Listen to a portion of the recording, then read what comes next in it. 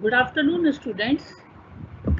मेरा नाम सोनाली अग्रवाल है और मैं एजुकेशन की क्लासेस लेती हूँ एसओएस में। आज मैं आपको ह्यूमन डेवलपमेंट के बारे में बताने जा रही हूँ। स्टार्ट कर लीजिए, लाइव हो गया। आज मैं आपको ह्यूमन डेवलपमेंट के बारे में बताने जा रही हूँ,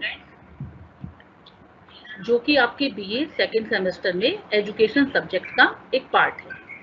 तो हम पढ़ेंगे कंसेप्चुअलाइजिंग ह्यूमन डेवलपमेंट, कि आप मानव विकास को कैसे समझ सकते हैं। मानव विकास क्या है? तो मानव विकास को समझना it's not an easy task, कोई इजी टास्क नहीं है। मानव विकास की जब हम बात करते हैं तो ये पूरे जीवन का संपूर्ण चक्र है। ये शुरू हो जाता है तब से जब एक महिला अपना गर्भ धारण करती है, और गर्भ धारण की प्रक्रिया से होते हुए, और ये तब से शुरू होता है और मृत्यु तक जाता है। और इस पूरी प्रक्रिया में, इस पूरे मानव विकास में, इस पूरे जीवन में जो भी आप किसी तरह के गुण सीखते हो, आप क्षमताएं सीखते हो, आपके अंदर जो विशेषताएं आती हैं या आपका कोई इंटरेस्ट आता है, ये सारी चीजें डिसाइड करती हैं कि आपका विकास कैसे होता है, आपका मानव विकास कैसे होता है। और यदि आप सरल शब्दों में समझो तो मानव विकास को हम कहेंगे कि आपकी जो जीवन यात्रा है उनके विभिन्न पड़ावों, और उन पड़ावों मतलब स्टेजेस की जो विशेषताएं हैं उनके माध्यम से हम समझ सकते हैं। तो मानव विकास क्या है? मानव विकास जन्म से पहले गर्भधारण की प्रक्रिया से शुरू होता है और मृत्यु तक चलता है। और इस पूरे टाइम पीरियड में हम जो भी गुण, क्षमताएं या विशेषताएं सीखते हैं वो हमारी मानव विकास के अंदर आती हैं।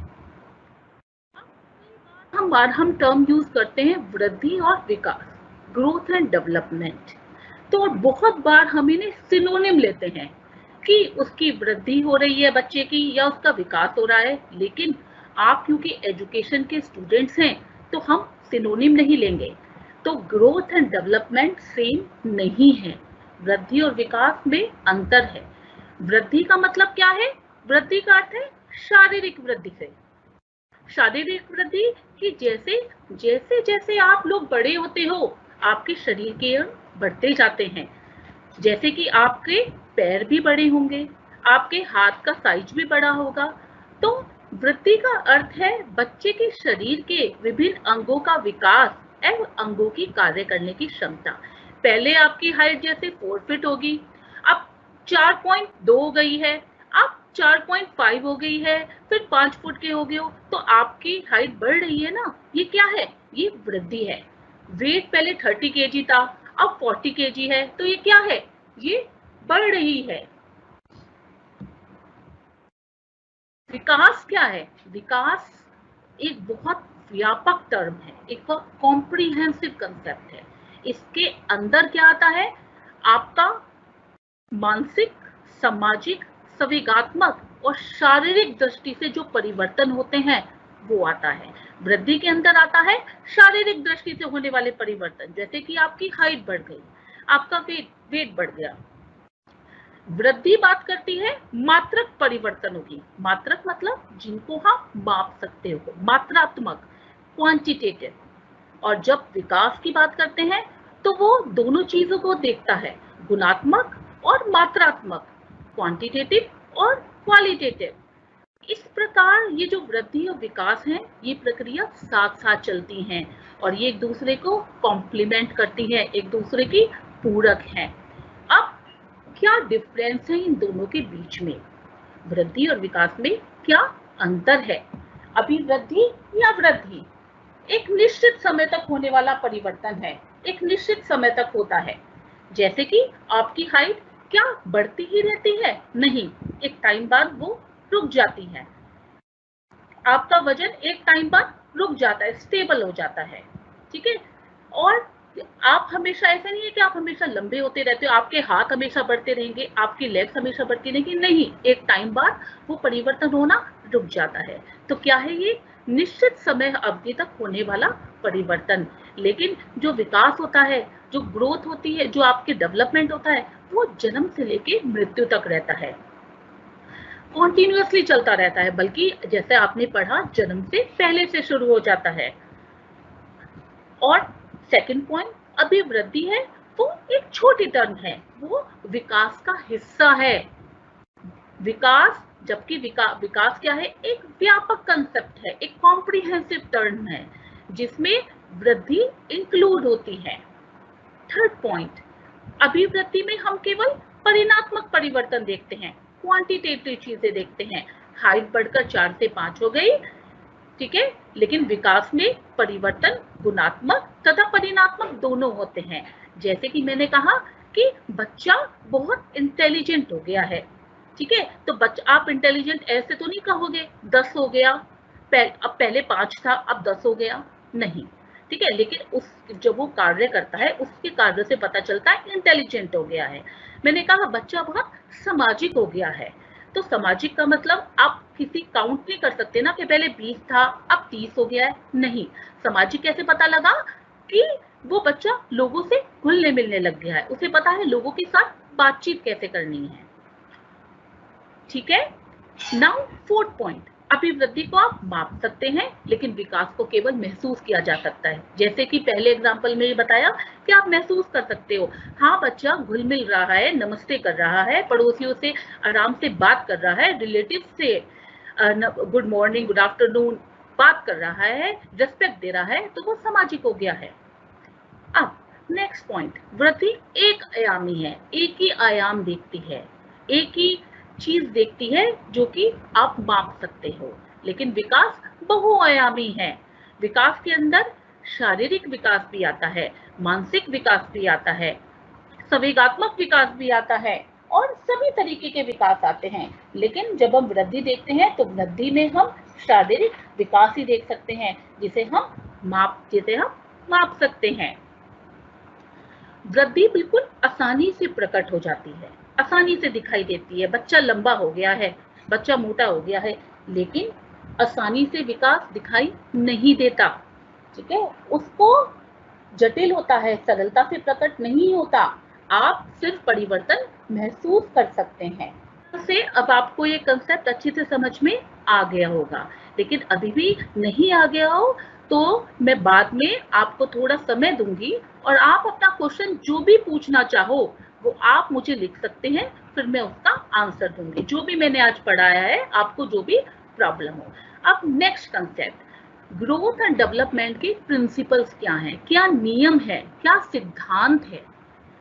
पहला सिद्धांत, प्रिंसिपल ऑफ कॉन्टिन्यूटी, निरंतरता का सिद्धांत। निरंतरता का सिद्धांत क्या कहता है कि विकास की प्रक्रिया कभी ना रुकने वाली प्रक्रिया है, ये हमेशा चलती रहती है। पहले भी बताया है कि यह आप जन्म से पहले से गर्भाधान से शुरू होती है और मृत्यु तक चलती रहती है, हमेशा विकास होता रहता है।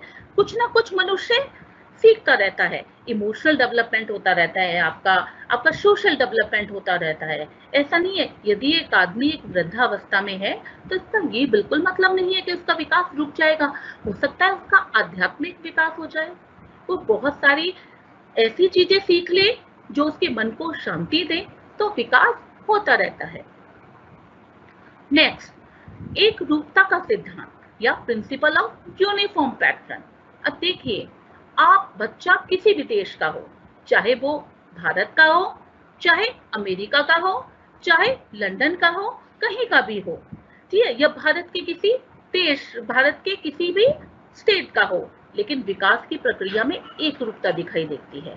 एक रूपता का मतलब क्या है कि एक निश्चित कर्म से होगा। जब बच्चा सबसे पहले क्या गुठलियों बैठना सीखता है, फिर वो गुठलियों चलता है, घुटनों पे चलना सीखता है, फिर धीरे धीरे खड़ा होता है, फिर खड़े होके धीरे धीरे अच्छे से चलना सीखता है, फिर दौड़ना सीखता है।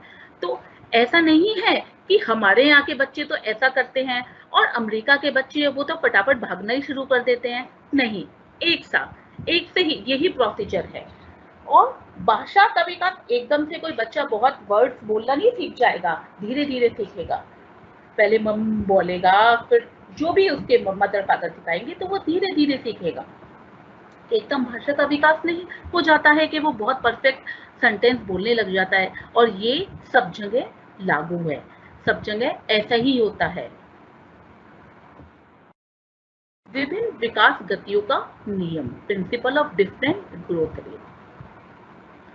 इसके अनुसार बालक के विकास में व्यक्ति की विभिन्नताओं का प्रभाव पड़ता है। जैसे कि ऐसा जरूरी नहीं होता विकास सेम तरीके से होता है।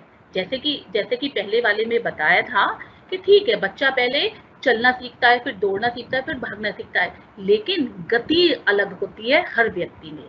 जरूरी नहीं कि एक बच्चा यदि 1 साल में चलना सीख जाए तो दूसरा बच्चा भी 1 साल में चलना सीख जाए। हो सकता है वो बच्चा 1.25 साल में चलना सीखे, हो सकता है वो 9 महीने में चलना सीख जाए। जिस क्वेश्चन को एक बच्चा 1 घंटे में याद कर रहा है, हो सकता है दूसरा बच्चा उसे 2 घंटे में याद करे, हो सकता है तीसरा बच्चा उसे 4 घंटे में याद करे। तो अलग अलग ग्रोथ रेट होता है अलग अलग पर्सन का, अलग अलग शारीरिक, मानसिक और सामाजिक विकास अलग तरीके से होता है। कोई बहुत अच्छा अपने आसपास में बहुत अच्छा अपने रिलेशंस बना के रखे, कोई बिल्कुल नहीं बना के रखे। ये बहुत इंपॉर्टेंट प्रिंसिपल है और ये प्रिंसिपल्स जितने भी पढ़ा रही हूँ ये बहुत इंपॉर्टेंट है एग्जामिनेशन पॉइंट ऑफ व्यू से। आज आप जो भी पढ़ रहे हो ना, that is very important for your examination point of view. अब देखिए, नेक्स्ट है प्रिंसिपल ऑफ डेवलपमेंट डायरेक्शन, या इसे हम कहते हैं प्रिंसिपल ऑफ सीक्वेंस डेवलपमेंट। ठीक है, विकास की दिशा का नियम। अब देखो, विकास एक निश्चित दिशा में होता है। इसकी दिशा ऐसे नहीं है कि सब में अलग अलग तरीके से होता है, एक निश्चित दिशा में होता है। इस निश्चित दिशा के भी 2 नियम हैं। पहला नियम है सिफेलोपॉडल, जिसे हम मस्कादोमुखी नियम कहते हैं। दूसरा है प्रॉक्सिमोडिस्टल, जिसे हम कहते हैं निकट से दूरी का नियम या शरीर के मध्य से बाहर का नियम। अब देखिए सिफेलोपॉडल में क्या होता है। सिफेलोपॉडल कहता है, सिफेलोपॉडल से अकॉर्डिंग कि जो हमारा विकास होता है वो सर से पैर की तरफ होता है, पैर की। तभी तो देखो नाम देखो, मस्तकाधोमुखी। ठीक है, मस्तक से शुरू होता है और नीचे तक जाता है। पहले सर की बनावट, सिर के कार्य में विकास होता है, फिर धड़ की बनावट कार्य में होता है और अंत में पैरों की बनावट और कार्य का विकास होता है। इसमें पहले आप देखोगे कि शिशु अपना सर उठाता है, फिर वो बैठना शुरू करता है, फिर वह खड़ा होता है और अंत में चलना आरंभ करता है। तो ये क्या है कि जो डेवलपमेंट हो रहा है वो सिर से पैर की तरफ हो रहा है। उसके बाद दूसरा नियम क्या था? प्रॉक्सिमोडिस्टल, शरीर के मध्य से बाहर की ओर। देखो जैसे कि इस डायग्राम में आपको दिखाई दे रहा है कि जो आपका विकास होता है वो शरीर के केंद्र से शुरू होकर बाहर की ओर होता है। अब केंद्र में क्या है? हमारी रीढ़ की हड्डी। तो विकास होता है, पहले बालक की रीढ़ की हड्डी का विकास होता है, फिर बाहों का होता है, फिर हाथ का, फिर उंगलियों का और फिर सभी का संयुक्त रूप से विकास होता है। आशा करती हूँ ये आपको समझ में आ गया होगा। एकीकरण का नियम देखिए, अलग अलग तरह के विकास हैं। शारीरिक विकास है, मानसिक विकास है। अब इन सब विकास को हम ये और डिटेल में पढ़ेंगे और अलग अलग तरह के विकास हैं। लेकिन जब आप एक बच्चे की पर्सनैलिटी देखते हो, जब एक बच्चे का व्यक्तित्व होता है, वो इन सारे विकास को दिखाता है। सभी पहलुओं का संतुलित एकीकरण होता है। एक बच्चा यदि किसी परीक्षा में बहुत अच्छा परफॉर्म कर रहा है, बहुत अच्छे नंबर लाते हैं, तो नो डाउट उसका इंटेलेक्चुअल डेवलपमेंट बहुत अच्छा है, उसका मानसिक विकास बहुत अच्छा है। लेकिन सिर्फ उसका मानसिक विकास नहीं अच्छा, उसके और भी विकास अच्छे हुए हैं, और भी विकास उसके लिए रेस्पॉन्सिबल है। शारीरिक विकास भी रेस्पॉन्सिबल है। कहते हैं यदि आपका शारीरिक विकास सही नहीं होगा तो आपका कोई भी विकास नहीं हो सकता।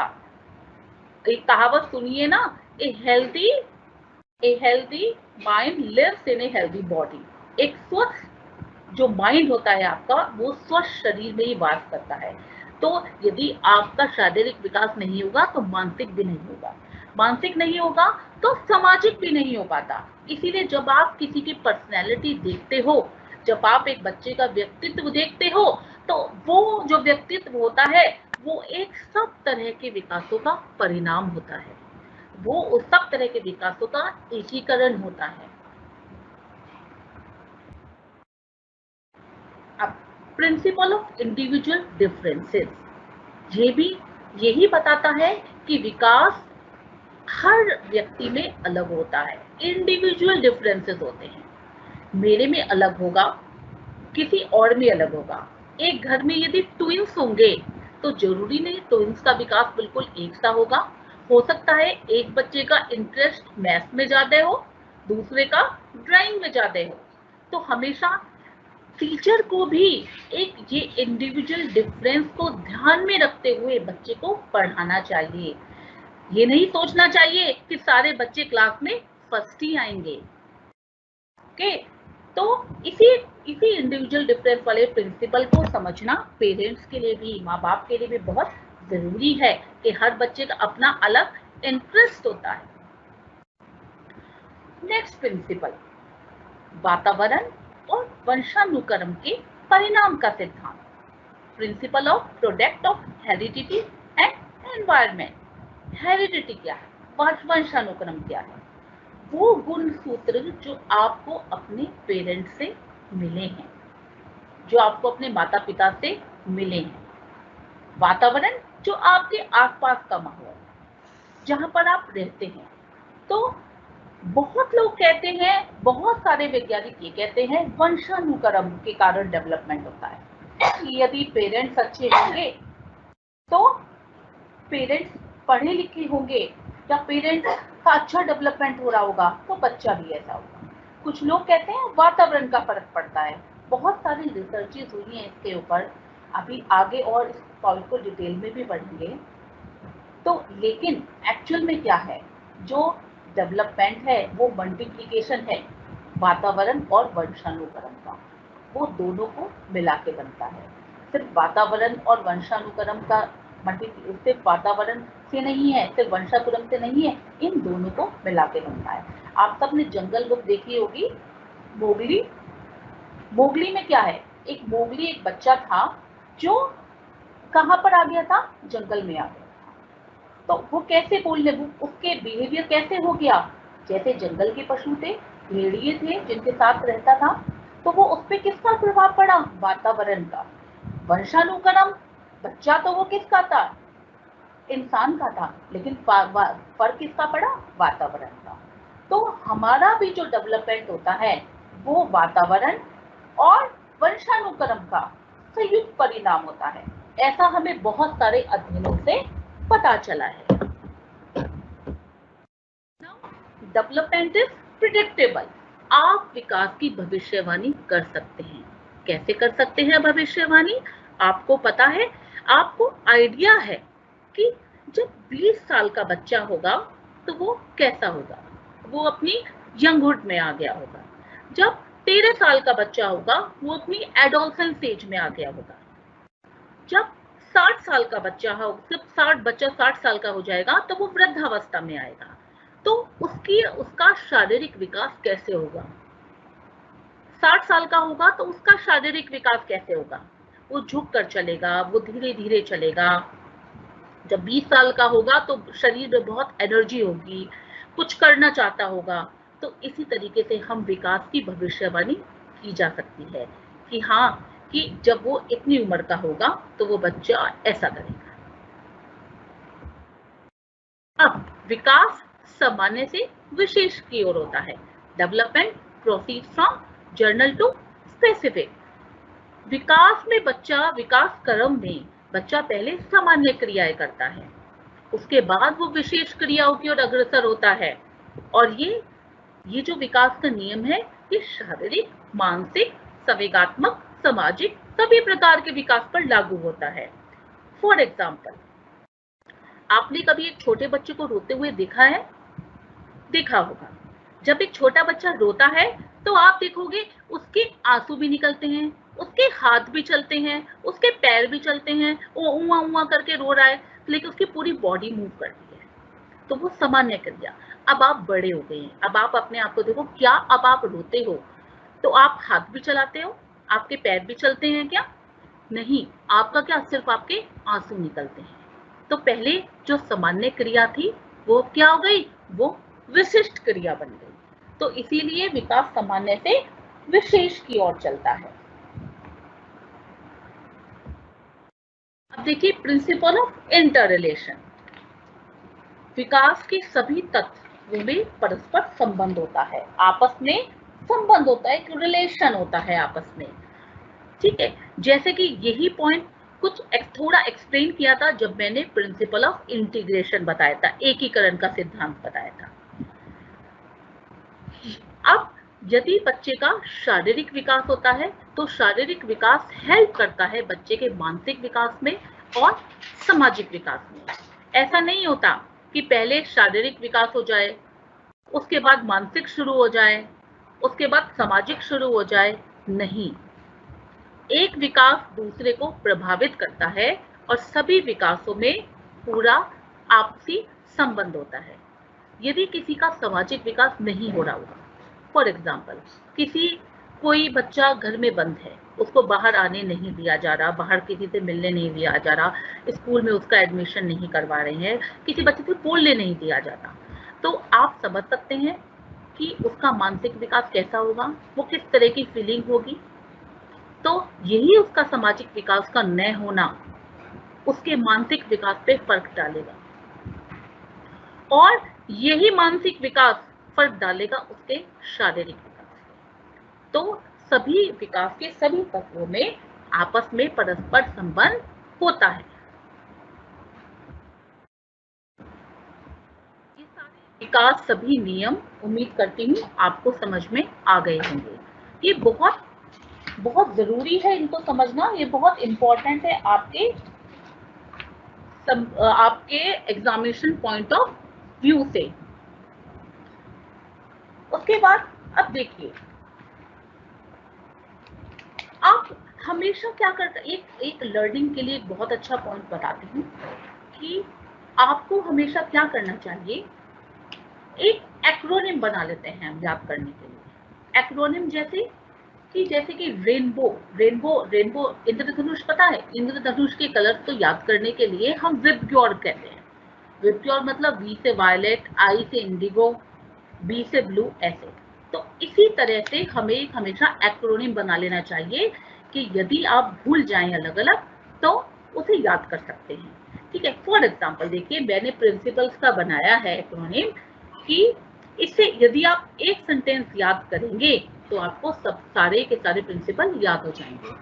जैसे कि हम सभी को वैयक्तिक अंतर देखते हुए, इंडिविजुअल डिफरेंसेस वाला जो प्रिंसिपल था, अलग अलग दर पर निरंतर कॉन्टिन्यूअस है विकास, क्रमिक रूप से परस्पर संबंध बनाते हुए अनुमानित ढंग से निश्चित दिशा में सामान्य से विशिष्ट की ओर चलना चाहिए। तो देखिए, ये एक सेंटेंस के अंदर मैंने सारे प्रिंसिपल्स डाल दिए।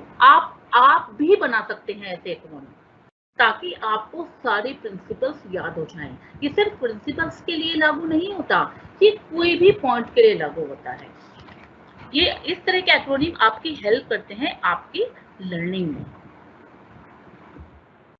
देखिए, स्टेजेस ऑफ ह्यूमन डेवलपमेंट, क्या क्या स्टेजेस होते हैं मानव विकास के, क्या क्या अवस्थाएं होती हैं, क्या क्या अवस्थाएं होती हैं मानव विकास की, क्या स्तर होते हैं। इस स्टेजेस ऑफ ह्यूमन डेवलपमेंट को हम बहुत अच्छी तरीके से समझ सकते हैं इस टेबल के माध्यम से। देखिए, सबसे पहले गर्भावस्था, फिर शिशुकाल, फिर बाल्यावस्था, जिसके अंदर पूर्व बाल्यावस्था और उत्तर बाल्यावस्था दोनों आ जाते हैं, फिर किशोरावस्था, फिर युवावस्था, फिर प्रौढ़ावस्था और सबसे आखिर में वृद्धावस्था। अब इन्हीं को हम थोड़ा डिटेल में पढ़ेंगे, और वैसे तो इन सब का आपका आइडिया होगा क्योंकि आप कुछ स्टेजेस से आप गुजर चुके होंगे और कुछ स्टेजेस से आपके बड़े लोग गुजर चुके होंगे जो आपके घर में रहते हैं।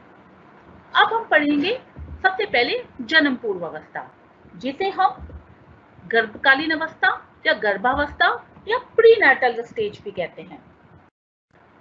यह अवस्था करीब 9 माह तक चलती है। इस अवस्था में व्यक्ति के अनुवांशिक विशेषताओं का मतलब जो है अनुवांशिक जो गुण सूत्र उसको अपने पेरेंट्स से मिलते हैं, इनका एक खाका तैयार होता है। और ये जो भ्रूण का स्वास्थ्य कैसा होगा, उसका विकास कैसा होगा, वो डिपेंड करता है उसकी माँ का स्वास्थ्य कैसा है, उसकी माँ का स्वास्थ्य कैसा रहा, उसकी माँ की जीवन शैली क्या थी, क्या उसकी माँ ने खान पीन किया। तो यदि आप एक चाहते हैं, यदि ये चाहते हैं कि एक भ्रूण जो है वो एक अच्छा बच्चा जन्मे, एक स्वस्थ बच्चा जन्मे, तभी कहा जाता है कि एक प्रेग्नेंट वुमेन को एक अच्छा खाना पीना, एक स्वस्थ जीवन शैली अपनानी चाहिए और सभी तरह के स्ट्रेस से दूर रहना चाहिए, क्योंकि उस टाइम का जितना भी असर होता है वो बच्चे के ऊपर पड़ता है। अभिमन्यु की कहानी तो कुछ लोगों ने सुनी होगी ना, तो क्या अभिमन्यु ने माँ के पेट में से सीख लिया था कि किस तरीके से चक्रव्यूह को भेदा जा सकता है। तो ठीक इसी तरीके से कि बच्चे की अनुवांशिक विशेषताओं का खाका तैयार होता है इस जन्म पूर्व अवस्था में। शैशवावस्था, शैशवावस्था मतलब इन्फेंसी। ये जो समय ये होता है, ये हमारा शैशवावस्था चलता है जन्म से लेकर 3 वर्ष की अवस्था। इसमें शुरू शारीरिक रूप से और मानसिक रूप से इनमेच्योर होता है। विकास की गति धीर होती है, अंगों की रचना और आकृतियों का निर्माण होना शुरू हो जाता है। परिवर्तन ज्यादातर शारीरिक होते हैं, लेकिन क्योंकि बच्चा अपरिक्त होता है तो दूसरों पर निर्भर रहता है। इस अवस्था में जो संवेग होते हैं, जो इमोशंस होते हैं, वो प्रधान होती हैं। बालकों के अंदर खुश होना, क्रोध करना, रोना, ये सब विकसित हो जाते हैं। और फ्रायड ने, एक बहुत बड़ा साइकोलॉजिस्ट है फ्रायड, इसने इस अवस्था को क्या कहा है, बालक का निर्माण काल। उन्होंने कहा है मनुष्य को जो भी बनना हो जाता है, जो भी बनना होता है वह प्रारंभिक वर्षों में बन जाता है। मतलब मनुष्य का फ्यूचर डिपेंड करता है कि उसका शैशवावस्था में वो कैसा रहा। अब है पूर्व बाल्यावस्था। पूर्व बाल्यावस्था आपकी रहती है 4 से लेके 6 वर्ष तक। इसमें क्या क्या चेंजेस आते हैं? 4 वर्ष की आयु तक दूध के दांत निकल जाते हैं। ये दूध के दांत टेम्परेरी होते हैं, ये धीरे धीरे गिरने लग जाते हैं और फिर स्थायी दांत निकलने आरंभ हो जाते हैं। बच्चा गिनती गिनने लगता है, छोटी बड़ी रेखाओं में अंतर करने लगता है, अक्षर लिखने लगता है। आजकल तो बच्चों को 3 साल में ही प्री स्कूल में एडमिशन करवा देते हैं। बच्चा जान जाता है ये छोटा, ये बड़ा, फिर उससे बड़ा, फिर उससे बड़ा। रंगों को पहचानने लग जाता है, उसे पता लग जाता है ये चीज हल्की है, ये चीज भारी है। ठीक है, कुछ शब्दों के वाक्य को दोहराने लग जाता है, कुछ वाक्य सीख जाता है, उनको बार बार कहने लगता है, माता पिता की बात मानने लग जाता है, कुछ आज्ञा भी मानने लग जाता है, सहायता करने लग जाता है, जैसे बेटा ये पकड़ाना, बेटा वो पकड़ाना, यहाँ जाओ वहां जाओ, इस तरीके से। चौथे 5 वर्ष में वह बाहरी दुनिया से संपर्क स्थापित करता है। मतलब बाहर उसका पीयर ग्रुप बन जाता है, फ्रेंड सर्कल बन जाता है, थोड़े आसपास के जो बच्चे होते हैं, स्कूल में बच्चे होते हैं, वो बन जाते हैं। और सामूहिक जीवन से अनुकूलन स्थापित करता है। अब वो स्कूल में जाता है तो स्कूल में उसके फ्रेंड सर्कल बनते हैं, तो उसका एक समूह बन जाता है, तो वो ये सीख जाता है उस समूह में एडजस्ट कैसे करना है, उस समूह के साथ कैसे रहना है। और फिर यहाँ पर बच्चे की नैतिक भावना का भी विकास होना शुरू हो जाता है। नैतिक भावना मतलब आपका मोरल बिहेवियर, ये सही है, ये गलत है, झूठ नहीं बोलना, सच बोलना है, इस तरीके से। नेक्स्ट बाल्यावस्था। अब बाल्यावस्था क्या है? ये 6 से 12 वर्ष की अवधि तक जाती है। इसे हम पूर्व किशोरावस्था भी कहते हैं, क्योंकि ये एडोलसेंट एज से ठीक पहले है। इसे मानव जीवन का स्वर्णिम समय कहा जाता है। और कोल एव बस ने, ये भी साइकोलॉजिस्ट हैं, इन्होंने बाल्यावस्था को जीवन का अनोखा काल कहा है। यह अवस्था शारीरिक और मानसिक विकास की दृष्टि से बहुत महत्वपूर्ण होती है। इसमें बच्चे बहुत ही जिज्ञासु प्रवृत्ति का हो जाता है, बहुत जानना चाहता है, ये क्यों होता है, ऐसा क्यों होता है, तारे क्यों निकलते हैं, ये क्यों होता है, इस तरीके के प्रश्न पूछने की प्रवृत्ति विकसित होती है। और इसमें बच्चों के अंदर सोशलाइजेशन होता है, अधिकतम विकास होता है सामाजिकता का, सीखते हैं मित्र बनाना और एक दूसरे के जाना। मित्र बनाने की बहुत प्रबल इच्छा होती है। समूह प्रवृत्ति का विकास होता है। ये समूह प्रवृत्ति का विकास वैसे तो आपके पूर्व बाल्यकाल में ही शुरू हो जाता है और यहाँ पर अपनी चरण सीमा पर होता है। भ्रमण की प्रवृत्ति होती है और इसको अलग अलग नामों से, अलग अलग विशेषताओं से इस काल को कहा गया है। जैसे बच्चों में आत्मनिर्भरता आनी शुरू हो जाती है, संचय की प्रवृत्ति होती है, चीजों को जमा करने लग जाते हैं, ये मेरे पैसे हैं, मैं नहीं दूंगा किसी को, इस तरीके से। अब किशोरावस्था, जिसे हम एडोलसेंस एज भी कहते हैं। किशोरावस्था बाल्यावस्था और युवावस्था के मध्य होती है। आपकी इसे टीनेज भी कहते हैं। 13, 14, 15, 16, 17, 18 यहाँ तक रहती है और इस अवधि को किशोरावस्था कहा जाता है। बहुत, और ये कहा जाता है, स्टेनल हॉल ने तो ये भी कहा है कि यह अवस्था बड़ी संघर्ष, तनाव, तूफान तथा विरोध की अवस्था है। ठीक है, it is the age of storm. अब स्टॉर्म कौन से वाले, तूफान कौन से वाले, जो बाहर चल रहे हवा के कारण, वो नहीं, जो बच्चे के मन के अंदर चल रहे हैं तूफान, जो बच्चे के मन के अंदर संघर्ष चल रहा है। अब क्योंकि बच्चा 12 से 18 वर्ष का है, तो ना तो वो बच्चा है और ना वो बड़ों में आ रहा है, ना वो व्यस्त हो गया है। तो इसमें बच्चों के अंदर एक तो ये संघर्ष रहता है, जब वो बच्चों के साथ बच्चों जैसा व्यवहार करते हैं तो उन्हें कहा जाता है कि बच्चा नहीं है तू। जब वो बड़ों के साथ अपनी कुछ बात शेयर करते हैं, अपनी एडवाइस देते हैं या कुछ अपना सजेशन करना चाहते हैं, तो उन्हें कहा जाता है कि बच्चे हो तुम, बड़ों की बातों में दखल अंदाजी मत करो। तो वो इस टाइम डिलेमा में होते हैं, अरे बच्चे हैं या बड़े हैं। और इसमें बच्चों की समस्याएं एक अलग तरह की हो जाती हैं। बच्चों के अंदर बहुत सारे शारीरिक बदलाव होते हैं, तो शारीरिक बदलावों के कारण भी उनको एक अंदर एक स्ट्रेस की भावना आ जाती है, समस्याएं ज्यादा हो जाती हैं, कल्पना करने लग जाते हैं बच्चे बहुत, सामाजिक अस्थिरता होती है और विरोधी प्रवृत्ति का विकास होता है। वो किसी भी बात को जल्दी से मानना नहीं चाहते, वो चाहते हैं कि अपनी बात मनवाना। ये जो अवधि होती है कल्पनात्मक होती है, बच्चे कल्पना में खोए रहते हैं और भावनात्मक होती है। इस टाइम कहते हैं बच्चों को संभालना बहुत जरूरी होता है, क्योंकि बच्चे इस स्टेज पे यदि ना समझे तो वो बहुत प्रॉब्लमेटिक हो जाता है। जैसे ड्रग्स की आदत, बुरी चीजों की आदत लगभग इसी स्टेज पर लगती है।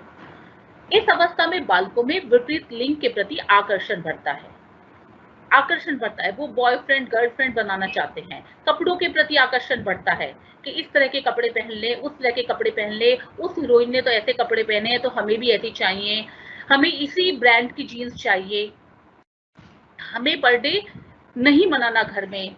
जैसे एक एग्जांपल देती हूँ, एक कहानी बताती हूँ। एक लड़का था किशोर, उसका जन्मदिन था, तो उसकी मम्मी ने, जैसे वो हर साल अपना जन्मदिन मनाती थी, उसकी मम्मी ने उसका खाने का बहुत सारी चीज बनाई, बहुत सारी चीजों का इंतजाम करा, पूरी, छोले, आलू, हलवा, ये सब बनाया।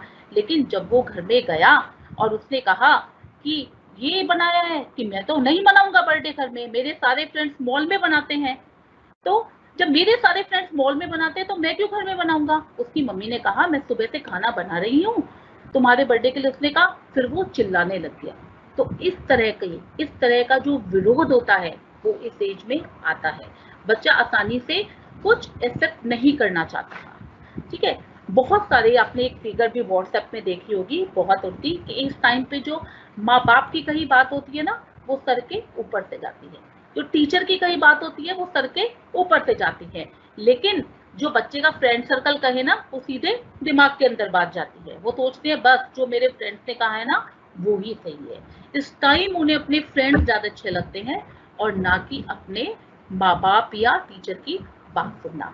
समायोजन की क्षमता कम पाई जाती है, मतलब एडजस्ट नहीं कर पाते, एडजस्टमेंट नहीं होता।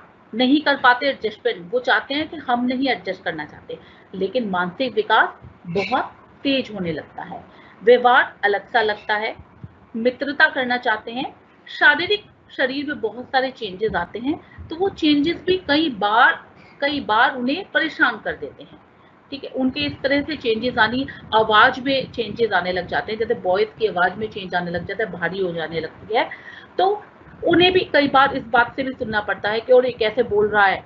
तो लेकिन ये समझना चाहिए पेरेंट्स को भी कि एक्चुअली ये जो चेंजेस आ रहे हैं ये एडोलेसेंट एज की वजह से आ रहे हैं, ये किशोरावस्था की वजह से ये चेंजेस आ रहे हैं। तो इस किशोरावस्था की एज में बहुत जरूरी है संभलना और बहुत जरूरी है संभालना, क्योंकि ये तनाव और तूफान की अवस्था है। युवावस्था शुरू हो जाती है आपके 20 वर्ष से और करीब 26 वर्ष की आयु तक रहती है। ये तब जब बच्चा थोड़ा एडोलेसेंट एज से बाहर निकलता है, अब उसे पता है कि उसे रोजगार भी करना है। ठीक है, वो अपना रोजगार देखता है कि मुझे क्या करना है, आगे अपने कैरियर पॉइंट ऑफ व्यू से देखता है कि मुझे क्या कैरियर बनना है। अब उसे पता चलता है कि हाँ, ये एडोलेसेंट एज तो चली गई, अब इसके बाद कुछ और भी है संसार में, संसार की उसकी जो जरूरतें हैं उनसे उनका पाला पड़ता है। अब वृद्धावस्था क्या होती है? 60 वर्ष से जीवन के अंत समय की तक की अवधि को वृद्धावस्था कहा जाता है। वृद्धावस्था क्या होती है? इसमें एक तरह से आपका शारीरिक ह्रास होने लग जाता है, मतलब शारीरिक और मानसिक क्षमता कम हो जाने लगती है, स्मरण की कमजोरी होती है, निर्णय की क्षमता में कमी हो जाती है, एडजस्ट नहीं कर पाते। जैसे एडोलेसेंट एज में नहीं कर पाते ना, बूढ़े लोग को भी मन नहीं करता एडजस्ट करने का। उन्हें लगता है हमने बच्चों को पाला है और आज बच्चे हमें ही कह रहे हैं ऐसा करो, आपने ऐसा सही नहीं करा, ऐसा सही नहीं करा। और बुढ़ापे में जो व्यक्ति होते हैं वो आध्यात्मिक चिंतन की ओर बढ़ जाते हैं। और बेटा, वृद्धावस्था से पहले एक अवस्था रह गई थी, प्रौढ़ावस्था, जो 25-26 से लेकर 60 वर्ष की आयु तक रहती है। ये वृद्धावस्था से पहली अवस्था थी। इसमें जो इंसान होता है वो ज्यादातर अपना गृहस्थ जीवन संभालता है, शादी हो जाती है और वास्तविक जीवन को देखता है। ठीक है, इस अवस्था में ज्यादातर व्यक्ति के बच्चे हो जाते हैं, जीवन के लक्ष्य को पाने की कोशिश करता है, आत्मनिर्भर होता है और वो अपने सामाजिक और व्यवसायिक क्षेत्र में विकास करना चाहता है। और वो यहाँ पर इस स्टेज में फिर अपने बच्चों को देखता है कि अपने बच्चों को क्या करवाना है। बहुत सारा जीवन का केंद्र उसके बच्चे हो जाते हैं। सब आपको समझ में आ गए होंगे। आप इनमें से जो भी क्वेश्चन पूछना चाहें वो बाद में पूछ सकते हैं।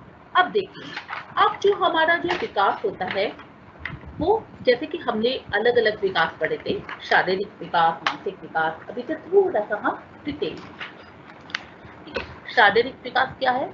ये जिसके शारीरिक विकास मतलब शारीरिक अंगों का उनमें परिवर्तन आना, जैसे कि जन्म से वास्ते व्यक्ति की लंबाई बढ़ती है, चौड़ाई बढ़ती है, वजन बढ़ता है, तो जो मात्रात्मक परिवर्तन होते हैं जो हमने वृद्धि में पढ़े थे वो शारीरिक विकास के अंदर आते हैं, वो शारीरिक विकास के अंदर आ जाते हैं। अब शारीरिक क्रियाओं पर नियंत्रण का विकास, बच्चा जब पैदा होता है तो उसका अपने शरीर की मात्र कुछ क्रियाओं पर ही नियंत्रण होता है, जैसे रोना और चूसना, कि बच्चों को आप जो भी दोगे वो चूसना शुरू कर देता है, वो सब करना शुरू कर देता है, अंगूठा या कोई और चीज। लेकिन जैसे जैसे बच्चा बड़ा होता है वह अपने शरीर की अन्य क्रियाओं पर भी नियंत्रण विकसित करने लग जाता है। धीरे धीरे हाथों और पैरों की उंगलियों पर नियंत्रण आता है, फिर धीरे धीरे उसे टॉयलेट ट्रेनिंग दी जाती है। ठीक है, धीरे धीरे वो अपने टॉयलेट पे, पहले क्या होता है बच्चा बिस्तर में ही कर देता है, लेकिन धीरे धीरे उसे उसकी ट्रेनिंग दी जाती है और उसका फिर नियंत्रण हो जाता है, पैरों की मांसपेशियों पर नियंत्रण हो जाता है। ये कुछ शारीरिक विकास के उदाहरण हैं। नेक्स्ट, संवेगात्मक विकास। संवेगात्मक विकास भी बहुत इंपॉर्टेंट पहलू है, जो व्यक्ति में संवेगात्मक गुणों का विकास स्वाभाविक रूप से होता है। कुछ उसमें स्वाभाविक रूप से होते हैं, बच्चा इन्हें धारण करके पैदा होता है। जैसे रोना, जब बच्चे को कोई चीज अच्छी नहीं लगी, बच्चे रो दिए, फिर धीरे धीरे बच्चा हंसना सीख जाता है। फिर धीरे धीरे जटिल संवेगों का विकास होता है। मतलब जब बच्चा फिर धीरे धीरे जब बड़ा होता है तो वो अनेक प्रकार के संवेगों को महसूस करता है, जैसे कि डर, भय। देखिए, जैसे कि ये सब क्या है, ये सब संवेग है, इमोशंस है। बच्चा काम रहेगा, हैप्पी, रिलैक्स्ड, शाई, शर्मीला। जब बच्चा किसी चीज से शर्मा रहा है, वो दुखी है, एनॉयड मतलब वो गुस्सा है, नर्वस है किसी चीज से, या बहुत खुश है, सरप्राइज है, भूखा है। तो इस तरीके से ये धीरे धीरे संवेग उसमें डेवलप होने लग जाते हैं, ये सब संवेग। लेकिन जब पहले बच्चा पैदा होता है, उसके अंदर थोड़े से साधारण संवेग होते हैं, लेकिन धीरे धीरे और सारे और इमोशंस का डेवलपमेंट होने लग जाता है। अब देखिए संज्ञानात्मक विकास। संज्ञानात्मक विकास मतलब बौद्धिक प्रक्रिया, मतलब इंटेलेक्चुअल डेवलपमेंट, मेंटल डेवलपमेंट या कॉग्निटिव डेवलपमेंट, कि आपके बौद्धिक प्रक्रियाओं के विकास से मतलब है संज्ञानात्मक विकास का, कि आपका समस्या समाधान कैसे करते हैं, प्रॉब्लम कैसे सॉल्व करते हैं, how you are taking the decision, आप कोई निर्णय कैसे ले रहे हैं, किस तरह का तर्क दे रहे हैं, जब अपना काम कर रहे हैं तो उसके पीछे क्या लॉजिक है, क्या आपका थॉट प्रोसेस है, क्या आपकी विचार प्रक्रियाएं हैं, आपके क्या सोच रहे हो, आपका संवाद कैसा है, आप दूसरे आदमी से कम्युनिकेट कैसे करते हो। इस संज्ञानात्मक विकास पर जो जीन पियाजे एक बहुत बड़ा साइकोलॉजिस्ट है और जिसने इस पूरे कॉग्निटिव डेवलपमेंट में संज्ञानात्मक विकास का काम किया है और इस पूरे विकास को 4 भागों में बांटा है। और उसने पियाजे ने ये भी बताया है कि बच्चा किस प्रकार से बौद्धिक विकास की यात्रा करता है, किस तरीके से वो अपने नवीन, अपने नए ज्ञान और जो उसका पुराना ज्ञान होता है उसके पास, उनके साथ इंटरेक्शन करता है, अंत्यक्रिया करता है, कैसे वो पुराने ज्ञान के साथ नए ज्ञान को भी एकोमोडेट करता है, नए ज्ञान को कैसे पुराने ज्ञान के साथ दोनों को एडजस्ट करता है। ये सारा पियाजे ने बहुत अच्छे से बताया है। नेक्स्ट, सामाजिक विकास। सामाजिक विकास का मतलब कि व्यक्ति अपने समाज के साथ कैसे अंतःक्रिया कर रहा है। एक बच्चा जब पैदा होता है तो वह सर्वप्रथम अपने परिवार के साथ संवाद स्थापित करने का प्रयास करता है। सबसे पहले परिवार के बच्चे, परिवार में माता पिता बात करते हैं, बेटा ये बोलो, बेटा ये बोलो, बेटा के बच्चे के साथ रिलेशन बन जाते हैं। बच्चा सिर्फ अपने माँ बाप के पास जाता है, किसी और के पास नहीं जाता। लेकिन धीरे धीरे जैसा बच्चा बड़ा होता है, वो अपने समाज में, अपने विद्यालय में जाना शुरू करता है, किसी की मैरिज में जाना, किसी के फंक्शन में जाना, उनके साथ बातचीत करता है, अपना जो उसका आसपास पीयर ग्रुप बनाता है, जो उसका साथी समूह बनता है, उनके साथ बात करता है। और इस तरीके से धीरे धीरे वो एक सामाजिक प्राणी के रूप में विकास करता है। यहाँ यह भी समझना बहुत जरूरी है कि जो व्यक्ति का सामाजिक विकास होता है उसके कुछ कौशलों और क्षमताओं के विकास से संबंधित है। यदि आप चाहते हो एक अच्छा सामाजिक प्राणी बनना, आपका सामाजिक विकास अच्छे हो, तो बच्चे को पता होना चाहिए किस तरीके से बात करनी है, किस तरीके से बड़ों की रेस्पेक्ट करनी है, किस तरीके से एडजस्टमेंट करना है, किस तरीके से कोई बात हो निर्णय लेनी है। तो ये सब सामाजिक विकास के लिए बहुत जरूरी है। जैसे कि जब आप छोटे थे तो कहीं ना कहीं आपको ध्यान होगा, आपके मम्मी पापा ने आपको कहा होगा, बेटा आंटी आ गई है, आंटी को नमस्ते करो, हेलो करो। मैम ने सिखाया होगा, बेटा गुड मॉर्निंग करो, गुड आफ्टरनून करो। ये भी एक तरीका है सामाजिक विकास का। ये एक शुरू हो गया आपका सोशलाइजेशन प्रोसेस। और ये जो सामाजिकरण है ये आपकी फैमिली से शुरू होता है और फिर और व्यापक रूप में हो जाता है, समाज से, विद्यालय से, शादी से, सार्वजनिक सभाओं से। नेक्स्ट है हमारा गत्यात्मक विकास। गत्यात्मक विकास मतलब मोटर डेवलपमेंट भी कहते हैं इसे, या क्रियात्मक विकास भी कहते हैं। बालक धीरे धीरे अपनी नाड़ियों और मांसपेशियों पर नियंत्रण पाता है और इन दोनों के समायोजन से वो शारीरिक गतिविधियों को करने में सक्षम होता है। अब ये गत्यात्मक विकास भी दो तरीके का होता है, एक तो होती है ग्रॉस मोटर स्किल्स और एक होती है fine motor skills. Gross motor skills में क्या होता है, जैसे कि आप जब फुटबॉल खेल रहे हो, आप अपने हाथ से कोई काम कर रहे हो, आप बैडमिंटन खेल रहे हो।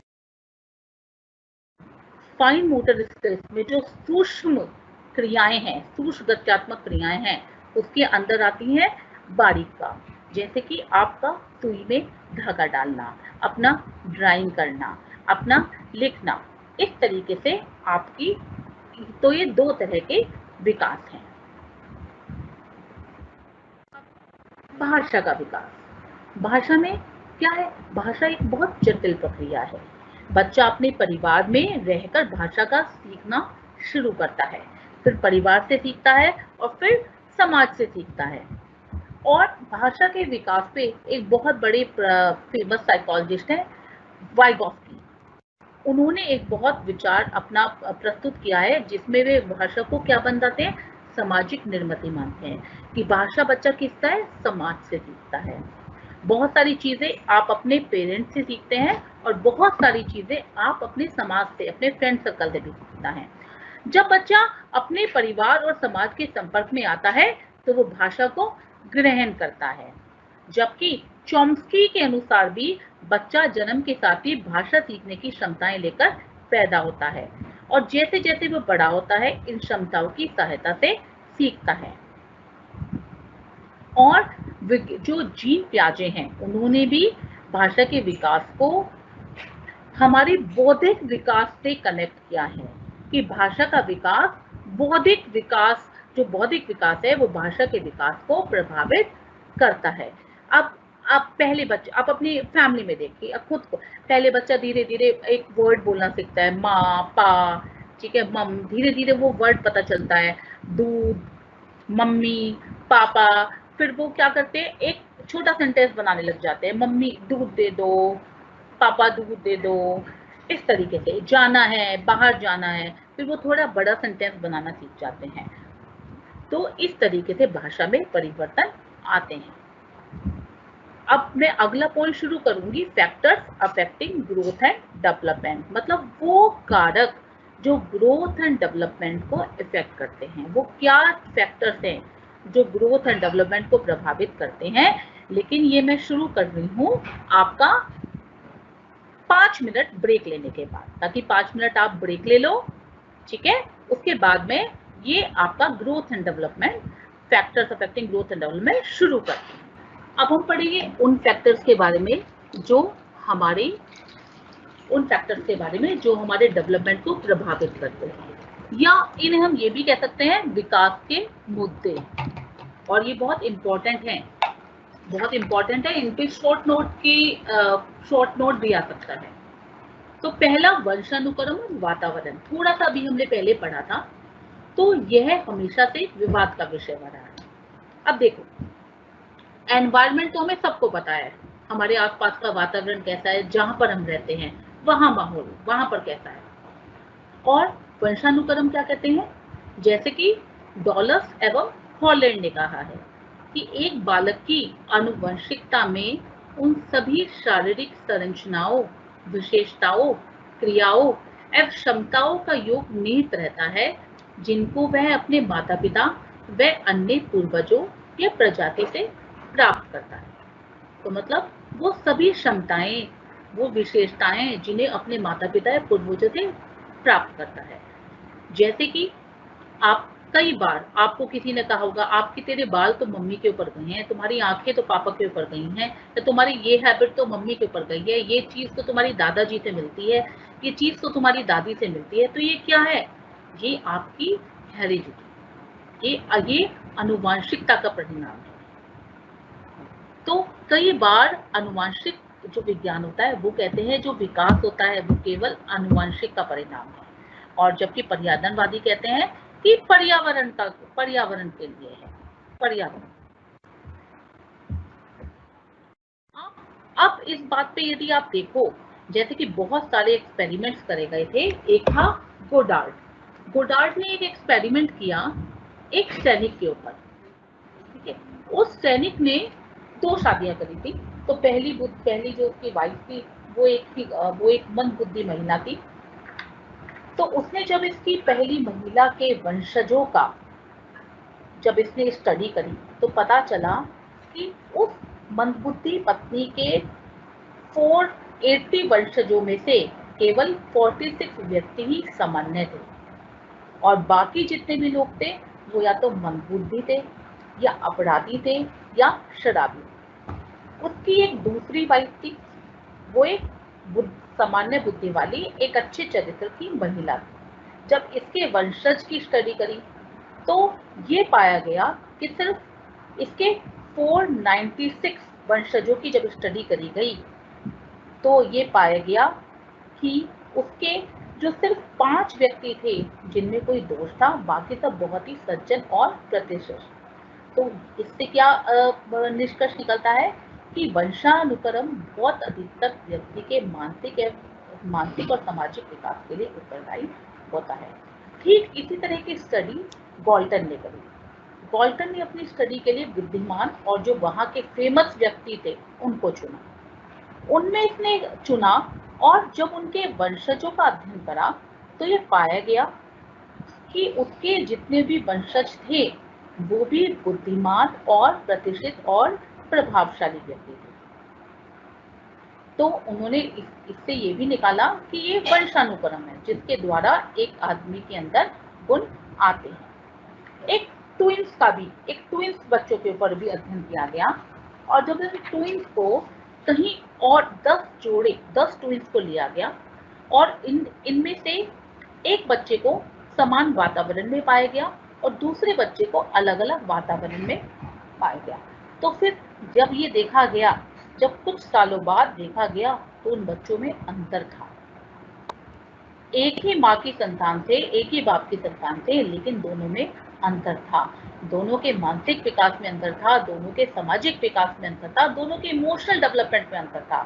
तो यह निष्कर्ष निकाला गया कि बालक का जो वातावरण है वो इम्पोर्टेंट है। तो अब हमेशा ये विवाद में रहा है कि कौन ज्यादा इम्पोर्टेंट है, हेरिडिटी या एनवायरनमेंट। लेकिन अब जब आप एक बीज से एक पेड़ होते हो, एक प्लांट आप होते हो और आप उसमें एक बीज डालते हो तो आप उसमें क्या देखते हो कि यदि आप उस बीज में यदि वो बीज अच्छा नहीं होगा तो वो प्लांट अच्छा उग जाएगा? यदि बीज अच्छा नहीं, बीज में भी क्वालिटी होती है ना, तो यदि वो बीज अच्छी क्वालिटी का नहीं होगा तो क्या फसल अच्छी उगेगी?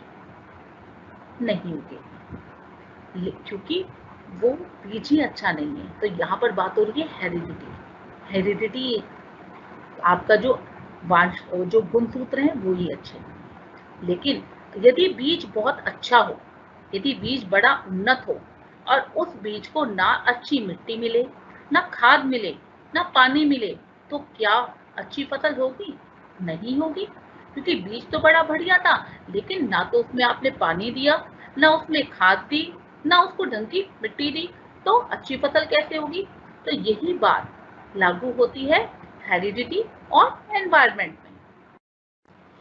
जो मिट्टी, खाद और पानी क्या है? वातावरण, और बीज क्या है? हेरिडिटी। तो जब इसका मतलब एक व्यक्ति के डेवलपमेंट के लिए दोनों चीजों का प्रभाव पड़ता है, दोनों चीजें इंपॉर्टेंट हैं, हेरिडिटी और एनवायरनमेंट दोनों सही हो या दोनों का मल्टीप्लिकेशन ही आपका डेवलपमेंट है। एक बहुत फेमस साइकोलॉजिस्ट थे वाटसन, वो आनुवंशिकता को बहुत मानते थे। उन्होंने एक कमेंट किया था, बहुत फेमस कमेंट है उनकी, बहुत फेमस कोट है कि मुझे 1 दर्जन बच्चे दो और मैं उन बच्चों को व्यापारी, वकील, डॉक्टर जो चाहे वो बना सकता हूँ, जो चाहे वो बना सकता हूँ, चोर डाकू भी बना सकता हूँ। वो इम्पोर्टेंस देते थे वातावरण को। उन्होंने कहा मैं उनको ऐसा वातावरण दूंगा उस बच्चे को, चाहे वो कोई भी बच्चा हो, लेकिन मैं उसे जो चाहे वो बना सकता हूँ। तो वो वातावरण को इम्पोर्टेंस देते थे। लेकिन डेवलपमेंट मल्टीप्लिकेशन है हेरिडिटी और एनवायरनमेंट। बच्चों आज आप मेरी वीडियो नहीं देख पा रहे हो, ठीक है, मेरी पिक आपको दिखाई नहीं दे रही है। अम्बेडकर के स्टूडेंट्स तो मुझे जानते होंगे, लेकिन अब कोशिश करूंगी कि कल की क्लास में आपको वीडियो जरूर दिखाई देगी। प्रकृति बनाम पोषण, nature versus nurture, nature versus nurture. अब ये भी देखो, कई बार हो सकता है शॉर्ट नोट आप पे इस पर भी आ सकता है कि बच्चे के विकास के लिए प्रकृति ज्यादा जरूरी है या पोषण ज्यादा जरूरी है। What is important for a child development, nature और नर्चर। अब देखिए, जब हम बात करते हैं प्रकृति, तो हम बात कर रहे हैं कि बच्चे के अंदर आनुवांशिकता से क्या आ रहा है, कि बच्चे की प्रकृति कैसी है, बच्चे के अंदर प्रकृति से क्या आ रहा है, मतलब आनुवांशिकता से क्या आ रहा है।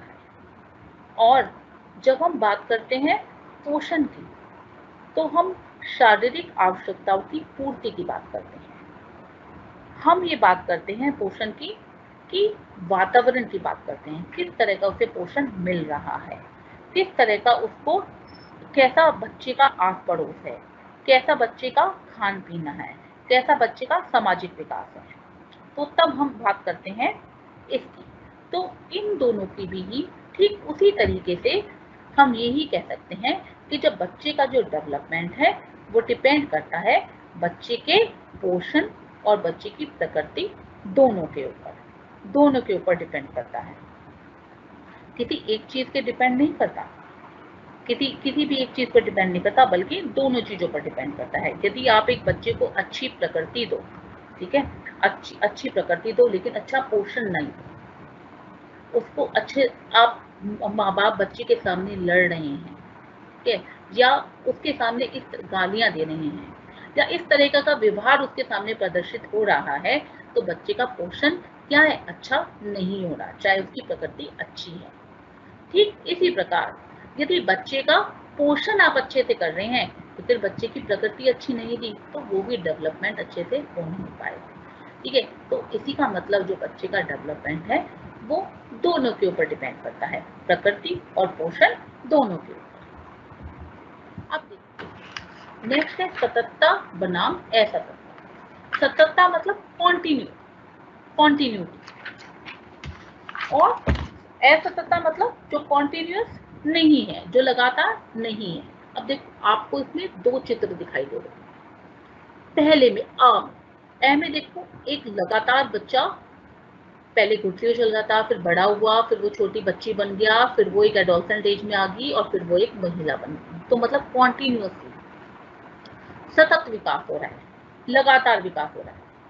और कुछ लोग कहते हैं कि बच्चे का विकास अनिरंतरता के साथ होता है, कि ये कहते हैं कि मनुष्य की क्षमताओं का विकास अचानक शुरू होता है, या मतलब अचानक शुरू होता है, एक स्टेज पे विकास होता है, फिर अचानक से दूसरी तरह का विकास शुरू हो जाता है।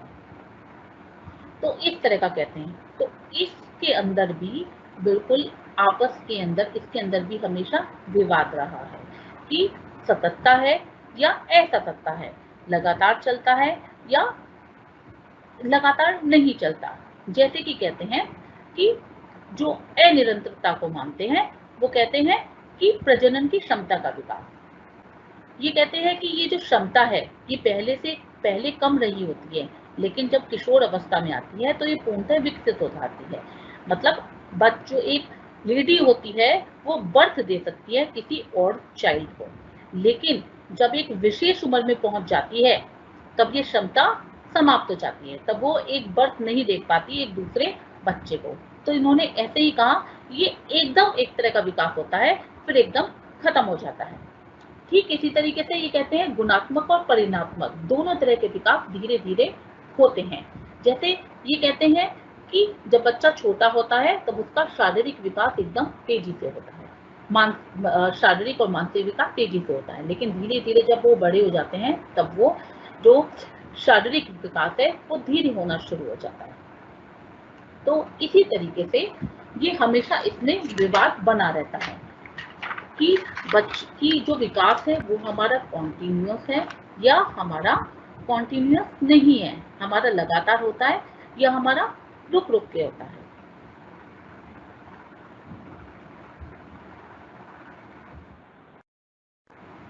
अब नेक्स्ट है सक्रियता बनाम निष्क्रिय। सक्रिय मतलब एक्टिव और निष्क्रिय मतलब जो एक्टिव नहीं हो, नॉन एक्टिव। अब देखिए एक एग्जांपल दे रही हूं मैं कि अपराजिता और माधवी समान कक्षा में पढ़ रही हैं। जो अपराजिता है वो कक्षाओं को क्लास में बहुत हल्के ढंग से लेती है, ठीक है, वो इंटेलिजेंट है, उसके अंदर संज्ञानात्मक योग्यता है, लेकिन वो अच्छी तरह पढ़ती नहीं है, बहुत हल्के ढंग से लेती है कि कर लूंगी मैं, मतलब उसकी अध्ययन में रुचि नहीं। दूसरी तरफ माधवी एक औसत संज्ञानात्मक योग्यता वाली लड़की है, उसकी जो इंटेलिजेंसी है वो उतनी अच्छी नहीं है जितनी अपराजिता की है, लेकिन वो बहुत मेहनत करती है और उसने स्वेच्छा से प्रवेश लिया था उस स्कूल में और वो चाहती थी उसे कंप्लीट करना, आगे बढ़ना। तो जब पहला पेपर हुआ, जो प्रथम यूटी हुए मान लीजिए, उसमें अपराजिता के ज्यादा नंबर आए क्योंकि वो ज्यादा इंटेलिजेंट थी। लेकिन बाद में जब दोबारा एग्जाम हुए कुछ टाइम बाद, तो माधवी की परफॉर्मेंस में सुधार देखा गया। अब ये किसने हुआ? क्योंकि उसने प्रयास किया था, उसने अपनी कमजोरी पहचान कर उसने कठिन परिश्रम किया था। तो ये क्या है? सक्रियता। अब देखिए, अब निष्क्रिय कौन था? निष्क्रिय थी अपराजिता। जिसके अंदर निष्क्रिय थी अपराजिता, जो डेवलपमेंट जितना होना चाहिए वो उसके अंदर नहीं हो रहा था। उसने सोचा कि मैं बहुत इंटेलिजेंट हूँ, मेरे तो नंबर अच्छे आएंगे ही, तो वो जो चीज जैसी आ रही थी बिल्कुल उसे वैसे ही ले रही थी, अपनी तरफ से कोई भी एफर्ट उसके अंदर डाल नहीं रही थी। तो यह है निष्क्रिय पर्सन, इनएक्टिव पर्सन, कि जो चीज जैसी आ रही वैसे ही लेता है, अपनी तरफ से कोई एफर्ट नहीं डालता, ठीक है। वो आदमी ये सोचता है अच्छा जो होना होगा हो जाए। लेकिन सक्रिय, एक्टिव कौन था? माधवी। उसको पता चला मेरी ये कमी है, तो उसने क्या करा? अपनी कमी में सुधार किया और कठिन परिश्रम किया और उसके अधिक अंक आए।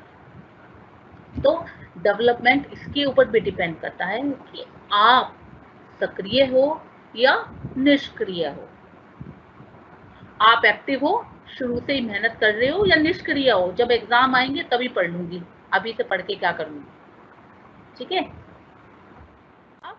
अब क्यों पढ़ना है? Why to study human development? क्यों पढ़ना चाहते हो आप ह्यूमन डेवलपमेंट? क्यों पढ़ना जरूरी है? क्यों ह्यूमन डेवलपमेंट आपको एक सब्जेक्ट रखा गया है? किसने पढ़ा रहे हैं? क्योंकि आपको बहुत सारी चीजों का इससे पता चलता है। पहली चीज, इससे आपको पता चलता है कि विकास की गति और मात्रा सभी बालकों में समान नहीं है। ऐसा नहीं होता कि हर बच्चा फर्स्ट आए, ऐसा नहीं होता कि हर बच्चा टॉप कर जाए। तो यदि एक बच्चा किसी और में अच्छा है, किसी पढ़ाई में अच्छा है, तो दूसरा बच्चा किसी और में अच्छा होगा। सचिन तेंदुलकर को सभी जानते होंगे। क्या वो पढ़ाई में बहुत अच्छा था? नहीं था, लेकिन वो क्या था? एक बहुत अच्छा बैटिंग करने वाला था। लता मंगेशकर बहुत अच्छी गायिका है, लेकिन हो सकता है वो नहीं पढ़ी हो अच्छे से। तो विकास की गति और मात्रा अलग है, किसी में किस गति से हो रही है, किसी में किस गति से हो रही है। तो हमें सभी बच्चों से ऐसी विकास की आशा नहीं करनी चाहिए कि यदि आपके पास, आपको इस तरह की कंपटीशन नहीं ऑर्गेनाइज, इस तरह की कंपटीशन की भावना नहीं होनी चाहिए कि यदि आपके पास फॉर एग्जांपल 4 एनिमल हो, ठीक है, जैसे कि व्हाट्सएप पे बहुत प्रचलित हो रहा है आजकल ये वाला, कि एलिफेंट खड़ा है, फिश खड़ी है, कैट खड़ी है, 2-3 जानवर और खड़े हैं, और आप कह रहे हैं कि जो पेड़ पर पहले चढ़ जाएगा ना उसके 10 में से 10 नंबर आएंगे। अब बताइए क्या फिश पेड़ पर चढ़ जाएगी? नहीं चढ़ सकती। क्यों? क्योंकि उसको तो स्विमिंग आती है, वो तो दूसरी चीज में एक्सपर्ट है। तो आप इस तरीके से किसी भी चीज को माप नहीं सकते कि एक बच्चा एक ही चीज में अच्छा होगा। तो विकास की जो मात्रा है वो सब में असमान ही है, सब में इंडिविजुअल डिफरेंसेस होते हैं। अब जबकि जैसे कि हमने बताया था, विकास है वो प्रिडिक्टेबल है। विकास प्रिडिक्टेबल है मतलब आप विकास की भविष्य में होने वाली प्रगति का अनुमान लगा लेते हैं। आपको यह सहायता मिलती है कि हाँ भाई, जब बच्चा इतना बड़ा हो जाएगा ना, मेरा जब 13-14 साल का हो जाएगा, तब तो ये और जिद करेगा, तब तो ये नई नई चीजों के लिए करेगा, अभी तो छोटा है, अभी ऐसे परेशान करता है। ठीक है, हम उम्मीद कर सकते हैं जब हमारे माँ बाप उतने बड़े हो जाएंगे तो फिर वो किस तरह का व्यवहार शो करेंगे, किस तरह का उनके अंदर बदलाव आएगा। तो आप भी उसी तरीके से, या पेरेंट्स भी उसी तरीके से, टीचर भी उसी तरीके से बच्चों की हेल्प कर सकती है, क्योंकि वो बच्चों भविष्य में होने वाली प्रगति का अनुमान लगा सकती हैं। तो पहले से प्रिपेयर रह सकते हैं कि जब बच्चे इस स्टेज में आएंगे तो उनके साथ किस तरीके का बिहेव करना है, किस तरीके से उनकी इस प्रॉब्लम को समझना है, जो प्रॉब्लम वो फेस कर रहे हैं। जब वृद्ध हो जाएंगे, जब बूढ़े हो जाएंगे, तो कैसे उन्हें समझना है, किस तरीके से उनकी हेल्प करनी है। विकास के जो दिशा संबंधी नियम वो ये दर्शाते हैं, जो दिशा की बात बोली थी, एक पैटर्न में होती है, विकास एक पैटर्न में होता है। ठीक है, तो आपको जब ये पता चल जाता है कि विकास एक पैटर्न में होता है, एक डायरेक्शन होती है विकास की, तो यदि बच्चे का विकास उस डायरेक्शन में नहीं हो रहा है, यदि बच्चे का उस विशेष अवस्था में, उस आयु में उस तरीके का विकास नहीं हो रहा है जो होना चाहिए, इसका मतलब वो नॉर्मल नहीं है, वो असामान्य है। और उस असामान्य की मात्रा का अनुमान लगाकर ही उसके विकास के लिए उचित सहायता प्रदान की जा सकती है। नेक्स्ट, विकास के जितने भी पहलू हैं, मानसिक विकास, सामाजिक विकास, शारीरिक विकास, भाषाई विकास, ये एक दूसरे से संबंधित हैं। इसीलिए बच्चे के सर्वांगीण विकास पर ध्यान दे सकते हैं। अब आप ये नहीं कह सकते कि एक पेरेंट्स को भी ये समझना चाहिए कि सर्वांगीण विकास क्या है। सिर्फ मानसिक विकास, सिर्फ बौद्धिक विकास, आपकी मेंटल एबिलिटी तेज हो जाना, ये विकास नहीं है। उसके साथ आपका सामाजिक विकास भी जरूरी है बच्चे का। बच्चे की पूरी पर्सनैलिटी के विकास के लिए उसका शारीरिक विकास भी जरूरी है, उसका भाषिक विकास भी जरूरी है। यही कारण है कि स्कूल में आपका स्पोर्ट्स का भी एक पीरियड होता है। आपको, ठीक है, आपको समूह में कुछ गेम करवाए जाते हैं, ठीक है, आपका फ्रेंड सर्कल बनता है ताकि आपका सामाजिक विकास हो। आपका मैथ्स वगैरह करवाई जाती है ताकि आपका मानसिक विकास हो। इंग्लिश की क्लास लगती है, हिंदी की क्लास लगती है, कम्युनिकेशन की क्लास लगती है। अब आप बीए में भी आपकी इंग्लिश कम्युनिकेशन और हिंदी कम्युनिकेशन है, इसलिए ताकि आपका भाषाई विकास हो। तो इसी तरह सारे विकास आपस में एक दूसरे से संबंधित हैं। तो ये नहीं सोचना चाहिए कि मानसिक विकास ही इम्पोर्टेंट है, बल्कि सर्वांगीण विकास पर ध्यान देना चाहिए कि अल्टीमेटली जो पर्सनैलिटी बनती है वो इन सब विकास का एकीकरण है। यदि हम किसी भी तरह के विकास को अनदेखा करेंगे तो वो दूसरे विकास में विरोध डालेंगे। और ये नियम जब ऊपर हमने नियम पढ़े थे तब हमें परस्पर संबंध के नियम के द्वारा हमने इसको पढ़ा था। अब नेक्स्ट बात कि वंशानुक्रम और वातावरण दोनों ही मिलकर बालक के विकास में महत्वपूर्ण भूमिका निभाते हैं। ये तो हमने पढ़ ही लिया है। इसलिए हमें यदि बालक के वातावरण में सुधार लाना चाहिए। यदि हो सकता है बच्चा का वंशानुक्रम नहीं हो सही जैसा कि चाहते हैं, ठीक है, लेकिन वातावरण में सुधार लाना चाहिए ताकि अपनी क्षमताओं का विकास कर सके। बहुत बार आपने न्यूज में पढ़ा होगा ना कि एक रिक्शे वाले के बच्चे ने आईएएस पास कर लिया, एक इंसान जो एक किसी के घर काम करती थी बाई, उसका बच्चा टॉपर कर गया। तो क्यों? वातावरण अच्छा दिया। माँ बाप तो पढ़े लिखे नहीं है, लेकिन वातावरण अच्छा दिया, तो वातावरण में आवश्यक सुधारणाएं। और विकास के अध्ययन से हमें यह भी ज्ञात होता है कि बालक किस उम्र में कितना परिपक्व हो जाएगा, कितना मैच्योर हो जाएगा। और जब वो इतना मैच्योर हो जाएगा तो हमें उसे किस तरीके से निर्देशन देना है, किस तरीके से उसे डायरेक्शन देनी है, उसको क्या समझाना है।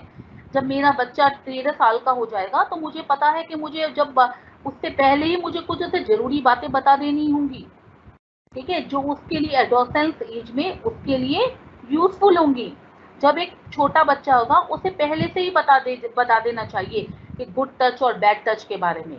तो इसीलिए हमें पता है, जब हमें पता है किस एज में क्या होगा, तो हम उसके लिए डायरेक्शंस भी चूज कर सकते हैं।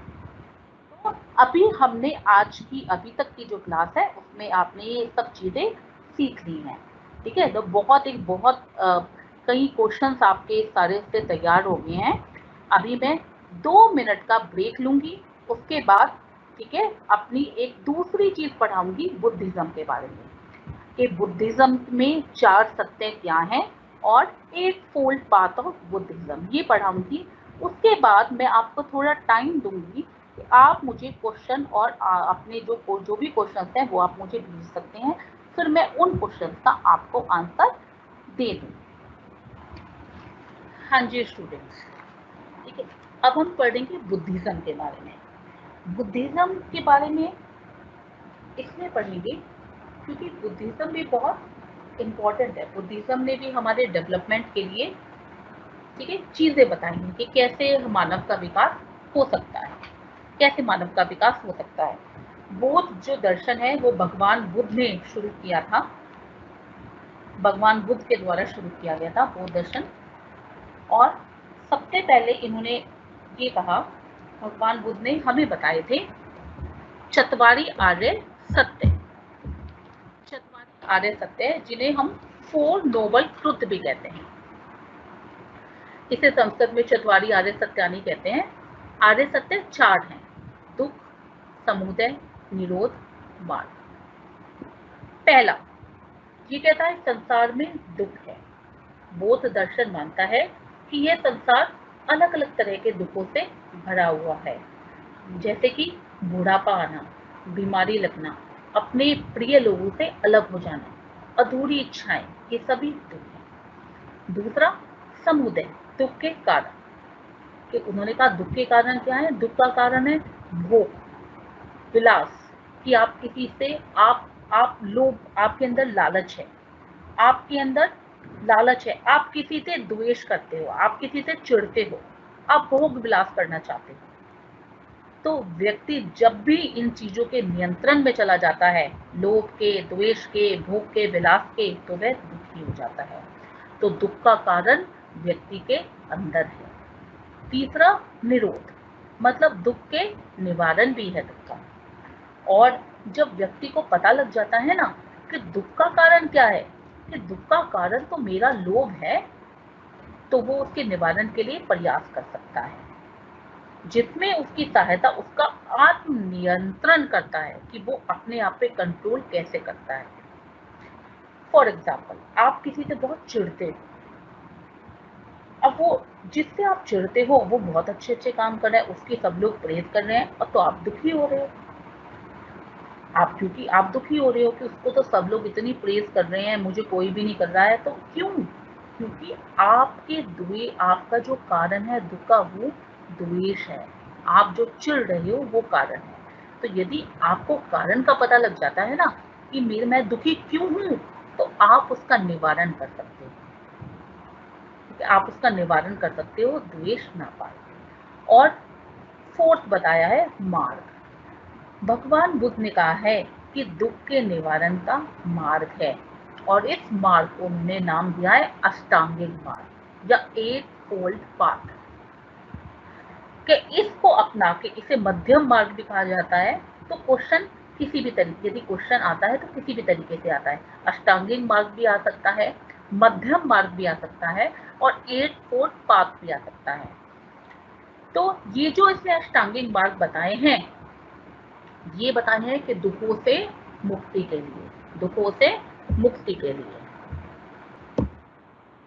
अब देखो ये है अष्टांगिक मार्ग, ये है अष्टांगिक मार्ग जो उसने 8 चीजें बताई हैं। राइट व्यू मतलब सम्यक दृष्टि, राइट इंटेंशन सम्यक संकल्प। सम्यक सम्यक हर में आएगा, राइट हर एक में आएगा, या सम्यक हर में।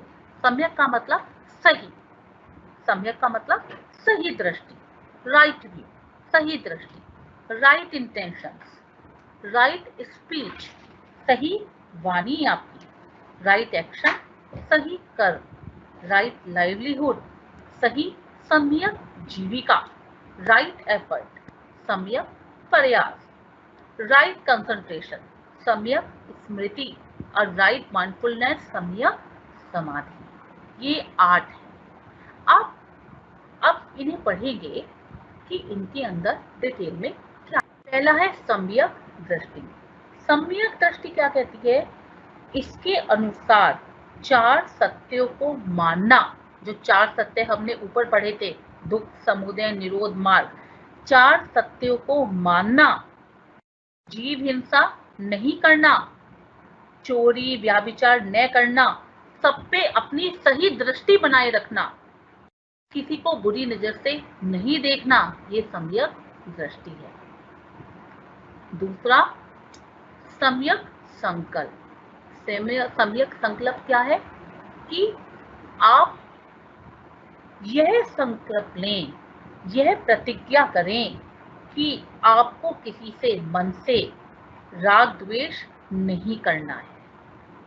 आप ये प्रतिज्ञा लें कि आपको अपना नैतिक विकास करना है, ठीक है, आपका मोरल बिहेवियर सही हो, आपका मानसिक विकास सही हो, आप अपने जीवन में करुणा लेकर आए, प्यार लेकर आए, समता लेकर आए।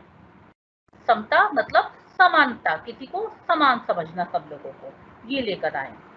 यह मार्ग धर्म पे चलने का संकल्प है। आप संकल्प लें कि आप हमेशा धर्म के मार्ग पर चलें। आप प्रतिज्ञा लें कि आप हमेशा सही रास्ता अपनाएंगे। अब है सम्यक वाक, कि आप ऐसी बातें ना बोलें जो झूठी हों, जो हानिकारक हो। इस सम्यक वाक में व्यक्ति, इसके अनुसार व्यक्ति को सत्य बोलने का अभ्यास करना चाहिए और उसे अपनी अभिव्यक्ति में मधुरता को धारण करना चाहिए और झूठ नहीं बोलना चाहिए। सम्यक कर्म। सम्यक कर्म का मतलब राइट एक्शन। आपके जो एक्शंस हो, आपके जो कर्म हो, वो सही होना चाहिए। आप कोई भी ऐसा काम नहीं करो जिससे जो किसी के लिए हानिकारक हो। आपको इसके अंतर्गत अन्य प्राणियों के जीवन की रक्षा करनी चाहिए। सत्य एवं न्याय के अनुसार से कर्म करने चाहिए, ना कि कोई गलत काम करना चाहिए। सम्यक जीविका मतलब राइट लाइवलीहुड। लाइवलीहुड मतलब जीविका। ये कहता है इसके अनुसार कि आपको मेहनत करके आजीविका का अर्जन करना चाहिए। कोई भी ऐसा काम नहीं करना चाहिए, जीविका कमाने के लिए कोई भी ऐसा काम नहीं करना चाहिए जो हानिकारक हो। जैसे कि बुद्ध धर्म ने कहा है, शास्त्रों का, शस्त्रों का, जानवरों का, स्त्री लेन देन का, बच्चों के लेन देन का, विष का, मांस का, शराब का व्यापार नहीं करना चाहिए। अगला सम्यक प्रयास, राइट एफर्ट। हर व्यक्ति को अष्टांगिक मार्ग के पालन के लिए प्रयासरत रहना चाहिए और किसी भी प्रकार के हिंसक विचार, असत्य विचार को अपने मन में नहीं रखना चाहिए। फिर सम्यक स्मृति।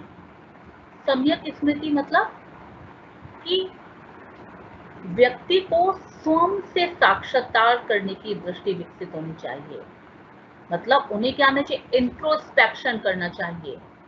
इंट्रोस्पेक्शन करना चाहिए कि उन्हें ये देखना चाहिए कि अपने अंदर झांक के देखना चाहिए अपने अंदर झांक के देखना चाहिए कि क्या वो सही है, क्या वो सही जो वो कर रहे हैं, जो आज तक किया है, क्या वो सही किया है। अब यदि उन्होंने सही नहीं किया, कोई गलती करी है, तो उसे स्वीकार करना चाहिए, अपने दोषों को स्वीकार करना चाहिए। कहते हैं कि जब आपका एक दिन बीत जाता है और रात का टाइम होता है ना, तो आपको हमेशा अपने पूरे दिन आपने क्या किया, आज पूरे दिन में हमने क्या किया, उसको उसको ऑब्जर्व करना चाहिए, उसका मंथन करना चाहिए। ये देखना चाहिए आपने कितना सही काम किया और कितना गलत किया। जो गलत काम किया है उसको स्वीकार करना चाहिए। ऐसे आर्ग्यूमेंट नहीं देना चाहिए, हाँ गलत किया, उसने ऐसा किया तो तुमने ऐसा कर दिया, क्या गलत किया, नहीं। इस तरह का आर्ग्यूमेंट न देके, जो आपने यदि कोई गलत काम किया है तो उस गलत काम को स्वीकार करना चाहिए। नेक्स्ट है सम्यक समाधि। ये सबसे ये 8वां मार्ग है, ये वो अवस्था है समाधि मेडिटेशन। ये तब आएगा जब आप ये सातों मार्ग पार कर लेंगे। जब आप ये सातों मार्ग को अपना लेंगे तब आपके अंदर ये समाधि का मार्ग आएगा। इसका मतलब है कि निर्वाण पाना। तो निर्वाण कब पाएंगे, जब आप ये सातों के सातों मार्ग अपना लेंगे तो आपका मन स्थिर हो जाएगा और शांत हो जाएगा। कोई भी बुरा विचार, कोई भी लोग आपके मन की शांति को और स्थिरता को भंग नहीं करेगा। तब आप आ जाएंगे सम्यक समाधि में, मतलब आप निर्वाण पा जाएंगे। जैसे कि भगवान बुद्ध ने पाया था एनलाइटमेंट। ठीक है, तो आशा करती हूँ ये सब आपको समझ में आ गया होगा।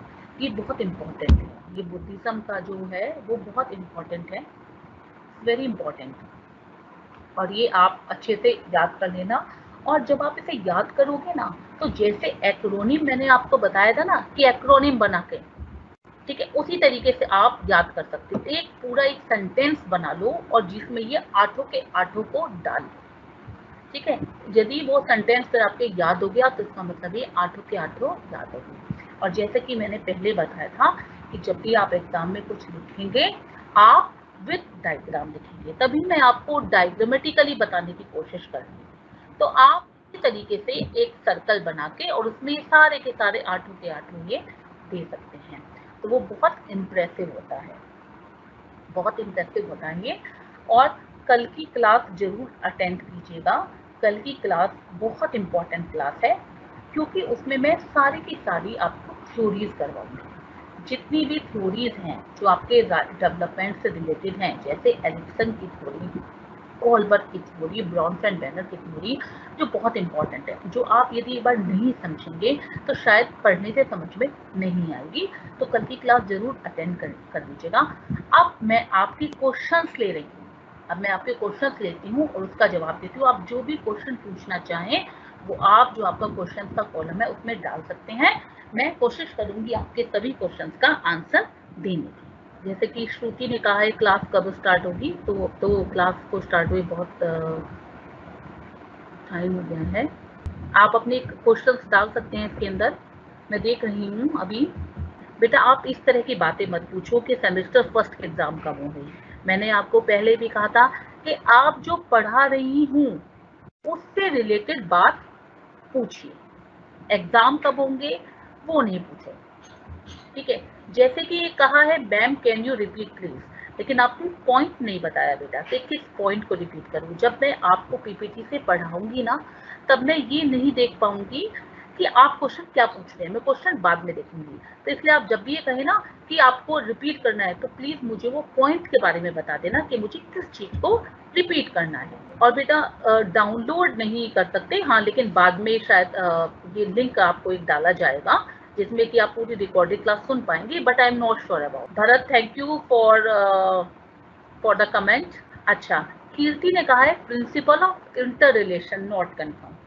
तो देखो, जो प्रिंसिपल ऑफ इंटर रिलेशन है वो ये कहता है कि आपस में जो विकास है वो सह संबंधित है, मतलब सारे तरह के विकास आपस में संबंधित हैं, जुड़े हुए हैं। जैसे कई बार अभी एक्सप्लेन किया है कि जैसे कि शारीरिक विकास होता है, यदि आपका शारीरिक विकास अच्छा नहीं है तो वो असर डालेगा आपके मानसिक विकास पर, वो असर डालेगा आपके सोशल डेवलपमेंट पर, सामाजिक विकास का। यदि आपका शारीरिक विकास अच्छा नहीं है तो आपको थोड़ा सा लगेगा अरे मैं तो ऐसा दिखता हूँ, मैं तो अच्छा नहीं दिखता हूँ। आप धीरे धीरे लोगों से मिलने में आप कतराओगे, तो वो इफेक्ट डालेगा आपके सामाजिक विकास पर। सामाजिक विकास पर इफेक्ट डालेगा आपको मानसिक, आप सोचते रहोगे अरे ऐसा नहीं था, मुझे इग्नोर कर दिया गया, मेरा शायद शारीरिक विकास सही नहीं है। आपका मानसिक विकास पे फर्क डालेगा। फिर आपका इससे इमोशनल डेवलपमेंट, संवेगात्मक विकास प्रभावित होगा। तो सारे विकास आपस में जुड़े हुए हैं। ठीक है, कहते हैं ना एक स्वस्थ शरीर में ही स्वस्थ आत्मा का निवास होता है। तो यही जब आपकी स्वस्थ शरीर नहीं होगा तो आत्मा का विकास कैसे होगा। और ये जो यूनिट है आपकी फर्स्ट यूनिट ही करवा रही हूँ, एक बच्चे ने क्वेश्चन पूछा है, पहली यूनिट ही करवा रही हूँ मैं। एंड अच्छा, वीडियो नहीं चल रही बेटा आपकी, ये आपका नेटवर्क इशू है। ठीक है, यहाँ से वीडियो अच्छे से, हाँ मेरी वीडियो नहीं चल रही, डोंट मैटर, मेरी वीडियो नहीं आ पाई है। आई थिंक कल आप मुझे देखोगे। ये सेकंड सेमेस्टर की एजुकेशन की क्लास है, एजुकेशन की बेटा, लेकिन मेरी पीपीटी सबको दिखाई दे रही होगी। देखो ह्यूमन डेवलपमेंट क्या है, एक बच्चे ने पूछा है ह्यूमन डेवलपमेंट, मानव विकास क्या है। मानव विकास के अंदर क्या आता है, मानव विकास वो विकास है जो आपका शुरू हो जाता है जन्म से। ठीक है, बल्कि जन्म से भी पहले जब बच्चा माँ के गर्भ में आता है वहां से शुरू होता है और आपके मरने तक चलता रहता है। ठीक है, यह चक्र है जो महिला द्वारा गर्भ धारण की प्रक्रिया से होते हुए व्यक्ति के जन्म से उसकी मृत्यु तक जाता है। और यह हम कह सकते हैं ये वो विशेषताओं के विकास को सम्मिलित किए हुए है। इसमें स्वास्थ्य, ज्ञान और कौशल अर्जन, जितनी भी हम क्षमताएं हमारे अंदर विकसित होती हैं, जितने भी गुण हम लेते हैं, जितने भी विशेषताएं, वो सब इस विकास के अंदर आ जाती हैं। अच्छा, आप वो सेंटेंस जानना चाहते हो प्रिंसिपल्स का, ठीक है, वो अगली क्लास में मैं आपको वो जो सेंटेंस है वो मैं आपको लिख के भी दे दूंगी। ठीक है, अपनी पीपीटी पे भी डाल दूंगी, लेकिन ये सेंटेंस मैं आपको दोबारा बता रही हूँ। लेकिन आप है ना ऐसे सेंटेंस खुद बना सकते हो। आप सेंटेंस खुद बनाना शुरू करो ऐसे, कि जब भी आपको बहुत सारे, आपको किसी के फैक्टर्स याद करने हो, आपकी किसी को विशेषताएं याद करनी हो, तो हम ऐसे एक्रोनिम बना लेते हैं। जैसे कि मैंने प्रिंसिपल्स का एक्रोनिम बनाया था कि हम सभी को वैयक्तिक अंतर देखते हुए अलग अलग दर पर निरंतर क्रमिक रूप से परस्पर संबंध बनाते हुए अनुमानित ढंग से निश्चित दिशा में सामान्य से विशिष्ट की ओर चलना चाहिए। अब देखिए, इस सेंटेंस में आपके सारे के सारे प्रिंसिपल्स हैं, बस 5 वर्ड अलग हैं, हम सभी को और लास्ट का चलना चाहिए। बाकी सारे के सारे प्रिंसिपल्स इसके अंदर आते हैं। तो यदि आप ये एक सेंटेंस याद कर लेंगे ना तो आपको सारे के सारे प्रिंसिपल्स याद हो जाएंगे। ठीक इसी तरीके से हम इसी तरह का एक्रोनिम बना सकते हैं आपका अष्टांग मार्ग का, और इस तरीके से आप बनाइए। अच्छा, एक बच्चे ने पूछा है संवेगात्मक विकास। संवेगात्मक विकास क्या है, हमारा इमोशनल डेवलपमेंट, हमारा इमोशनल डेवलपमेंट इमोशन से जुड़ा हुआ। जैसे कि जब बच्चा पैदा होता है तब उसके अंदर कुछ इमोशंस होते हैं, रोने के, फिर स्माइल करने का आ जाता है, हंसने का आ जाता है, उसे पता है कि कब हंसना है। लेकिन धीरे धीरे बच्चा और इमोशंस सीखता जाता है, उसे डर का पता लग जाता है, उसे पता है कि ये बात नहीं करूंगा नहीं तो पापा गुस्सा करेंगे, ऐसे नहीं करूंगा मम्मी गुस्सा करेंगी, टीवी बंद कर देना है पापा आ गए। तो आप उसे नर्वस हो रहा है, कोई सामने आया वो हेलो बोल रहा है, कोई रिलेटिव आया तो वो बात नहीं कर रहा, वो नर्वस हो रहा है, वो शर्मा रहा है, शाई हो रहा है। तो ये क्या है, ये इमोशनल डेवलपमेंट। तो धीरे धीरे इमोशनल डेवलपमेंट बच्चे का होता है, डिपेंड करता है बच्चे को किस तरीके का माहौल मिल रहा है, किस तरीके का माहौल दिया जा रहा है बच्चे को, ये डिपेंड करता है। अभी एग्जाम के बारे में कोई क्वेश्चन नहीं पूछेंगे बेटा, ये बाद में क्लास से रिलेटेड क्वेश्चन पूछे। वृद्धि क्या, एक बच्चे ने पूछा है व्हाट इज ग्रोथ, ग्रोथ क्या है। तो ग्रोथ से मतलब है कि हमारा उन चेंजेस से, उन मात्रात्मक चेंजेस से, उन क्वांटिटेटिव चेंजेस से जिन्हें आप देख सकते हैं, जैसे कि आपके अंगों का बड़ा होना, जैसे कि आपकी हाइट का बढ़ना, आपके वेट का बढ़ना, आपके हाथ का साइज बढ़ना, लंबा हो जाना, पैरों का लंबा हो जाना, ये है वृद्धि। कि जब आपके शरीर में मात्रात्मक बदलाव आते हैं तो वो वृद्धि होता है। वीडियो रिकॉर्ड आई थिंक नहीं हो सकता इसके अंदर, और yes it is from the second semester book. Buddhism का क्वेश्चन कैसे भी आ सकता है, बुद्धिज्म का क्वेश्चन आ सकता है कि बुद्धिज्म कैसे बताता है, कैसे बच्चे के विकास के बारे में जानकारी देता है, या कैसे मानव विकास की अवधारणा में हेल्प करता है, किस तरीके से वो मानव विकास के बारे में बताता है। या डायरेक्ट क्वेश्चन आ सकता है कि चतवारी आर्य सत्य क्या है बुद्धिज्म के, और क्या क्या नोबल ट्रुथ बताए, अष्टांग मार्ग बताया बुद्धिज्म ने मानव के विकास के लिए। तो उसमें आपको सभी चीजें एक्सप्लेन करनी होगी। और बेटा नोट्स नहीं मिलेंगे, आप साथ के साथ आप सुन सकते हो, आप साथ के साथ लिख सकते हो, ठीक है। आप सुनो, वो बहुत इंपॉर्टेंट है, और इम्पोर्टेंट चीज लिख लो। भरत ने भी पूछा है बुद्धिज्म के बारे में, तो बुद्धिज्म को रिलेट करके आएगा मानव विकास से। डायरेक्ट क्वेश्चन भी आ सकता है और इनडायरेक्ट क्वेश्चन भी आ सकता है। उम्मीद करती हूँ आज की क्लास में आपको सब कुछ समझ में आ गया होगा। समझ में आ गया है और तो आप मुझे यस लिख के भेजना, और कोई इम्प्रूवमेंट चाहते हो तो आप इम्प्रूवमेंट लिख के भेज सकते हो कि मैडम ये और होना चाहिए। राइट एफर्ट्स, एक बच्चे ने पूछा है राइट एफर्ट्स कि सही प्रयास, सम्यक प्रयास क्या होते हैं। मतलब आपको प्रयास करना चाहिए, जो आप भी एफर्ट कर रहे हैं वो एफर्ट ऐसे होने चाहिए, आपको प्रयास करना चाहिए ऊपर जो आपको मार्ग बताए गए हैं, ठीक है, उनको अपनाने का। जो चतवारी आर्य सत्य हैं उनको समझने का, जो और मार्ग बताए गए हैं उनको अपनाने का आपको एफर्ट करना चाहिए। आपको एफर्ट करना चाहिए कि आप कोई भी ऐसा काम नहीं करें जो जो गलत हो, कोई भी असत्य विचार अपने मन के अंदर नहीं लेकर आए, और अष्टांगिक मार्ग के पालन के लिए प्रयास करते रहे, एफर्ट्स करते रहे। एकीकरण के नियम में यही था कि सभी तरह के जो विकास होते हैं वो, जब हम किसी बच्चे की पर्सनैलिटी देखते हैं तो उसकी पर्सनैलिटी सिर्फ उसका इंटेलेक्चुअल डेवलपमेंट नहीं दिखाती, सिर्फ उसका बौद्धिक विकास नहीं दिखाती। वो पर्सनैलिटी मिला जुला रूप होती है उसके सामाजिक विकास का, उसके मानसिक विकास का, उसके संवेगात्मक विकास का और उसके शारीरिक विकास का। तो सभी तरह के विकास का एकीकरण होता है एक बच्चे की पर्सनैलिटी में। बुद्धिज्म के जो 4 नोबल ट्रुथ थे वो अभी आपको बताए थे, एक बार मैं दोबारा बता देती हूँ। पहला है दुख, मतलब कि संसार में दुख है, the noble truth of suffering, कि हर कोई दुखी है, कि अलग अलग तरह के दुखों से भरा हुआ है संसार। कोई बुढ़ापे से परेशान है, कोई बीमारी से परेशान है, कोई किसी अपने प्रियजनों से अलग हो जाने से परेशान है, किसी की कोई इच्छा पूरी नहीं हो रही वो परेशान है, तो सभी दुख है। सेकंड समुद्र, इन दुखों का कोई ना कोई कारण है। कोई लोभ है किसी को, कोई तृष्णा है, कोई द्वेष है किसी से, तो इन सब का ये कारण है। निरोध, दुख के निवारण, इन दुख का निवारण कर सकते हैं। यदि आपको दुख का कारण पता चल गया तो आप उसका निवारण भी कर सकते हो। फोर्थ मार्ग, कि दुख के निवारण का मार्ग होता है, और वो मार्ग क्या है, अष्टांग। एक लड़की पूनम बार बार पूछ रही हो, ये सारे टॉपिक्स हमारे नोट्स में हैं। हाँ, आपके नोट्स से ही तो टॉपिक लिए गए, आपके सिलेबस में से ही तो पढ़ा रही हूँ।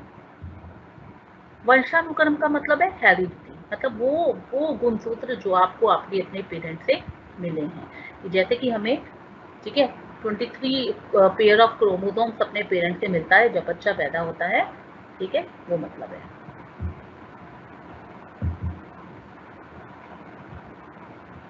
थैंक यू विकास, आपको क्लास अच्छी लगी, thank you so much, thank you बेटा। हाँ, अब हमें very nice, thank you so much बेटा कि आपको क्लास अच्छी लगी। हाँ, बुद्धिज्म का आप समझ सकते हो इजीएस्ट वे है लड़ने का। जैसे एक्रोनिम मैंने बनाया है उसका प्रिंसिपल का, ऐसा ही आप बनाइए। लेबलिंग आप हिंदी में कर लीजिए और आप हिंदी इंग्लिश लेबलिंग दोनों में कर सकते हैं, लेकिन जब आप उसे एक्सप्लेन करेंगे, यदि आप हिंदी मीडियम के हैं तो हिंदी में एक्सप्लेन करें। बेटा आप बुक के पास बुक नहीं है तो you can take book from the as well ना। ओके हाँ, thank you for your comments. मुझे लगता है कि आप सबको समझ में आ गया होगा। कल की क्लास जरूर अटेंड कीजिएगा, कल की क्लास बहुत इंपॉर्टेंट है। मैं तीनों तरह के उसके विकास के तीनों तरह की थ्योरीज के बारे में बताऊंगी। एरिक्सन की थ्योरी, ब्रॉनफेन-बेनर की थ्योरी और कॉलबर्ग की थ्योरी के बारे में बताऊंगी, वो बहुत इंपॉर्टेंट है और एक्सप्लेन करके पढ़ाऊंगी। अच्छा, वो फैक्टर्स जो ग्रोथ एंड डेवलपमेंट को इफेक्ट कर रहे हैं वो हमने लिए थे। हेरिडिटी इफेक्ट करता है, एनवायरनमेंट इफेक्ट करता है, आनुवंशिकता करती है, वातावरण इफेक्ट करता है, पोषण इफेक्ट करता है, प्रकृति इफेक्ट करती है। और भी आप बातें लिख सकते हो, और भी इसमें आप बातें ऐड कर सकते हो जो आपको लगता है कि हाँ ये चीज़ें हमें अफेक्ट करती हैं। ठीक है, हेरिडिटी एनवायरनमेंट काफ़ी बार बता चुकी हूँ, फिर भी यदि आपको समझ में ना आए तो आप मुझे मैसेज कर सकते हो, मैं एक बार और बता दूँ। सतत और असतत, कुछ लोग कहते हैं असतत और असतत पूछा है, कुछ लोग कहते हैं कि डेवलपमेंट कॉन्टिन्यूस है, लगातार होता रहता है, जैसे वो डायग्राम दिखाया था आपको, कॉन्टिन्यूसली हो रहा है। कुछ कहते हैं कि होता है रुक जाता है, तो एकदम अचानक से हो जाता है। जैसे कि प्रेगनेंसी का एग्जाम्पल दिया था कि जो प्रजनन क्षमता होती है वो एक निश्चित एज पर आती है और एक निश्चित एज बाद चली जाती है।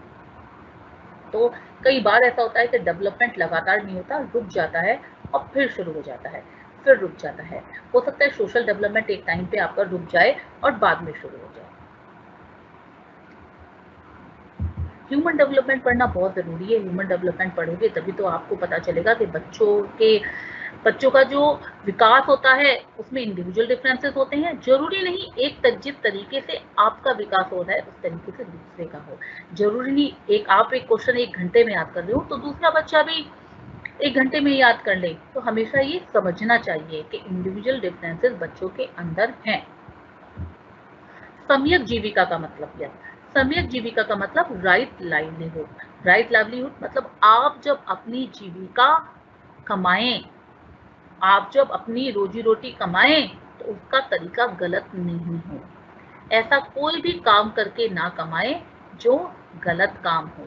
किसी को मारकर, शस्त्रों का काम कर कर, किसी का लेन देन, स्त्री लेन देन का काम करके, बच्चों के लेन देन का काम करके, ऐसा तरीका कोई नहीं अपनाना चाहिए जो गलत हो। अपनी जीविका कमाओ लेकिन ऐसे तरीके से कि उस जीविका कमाने से दूसरे आदमी को परेशानी नहीं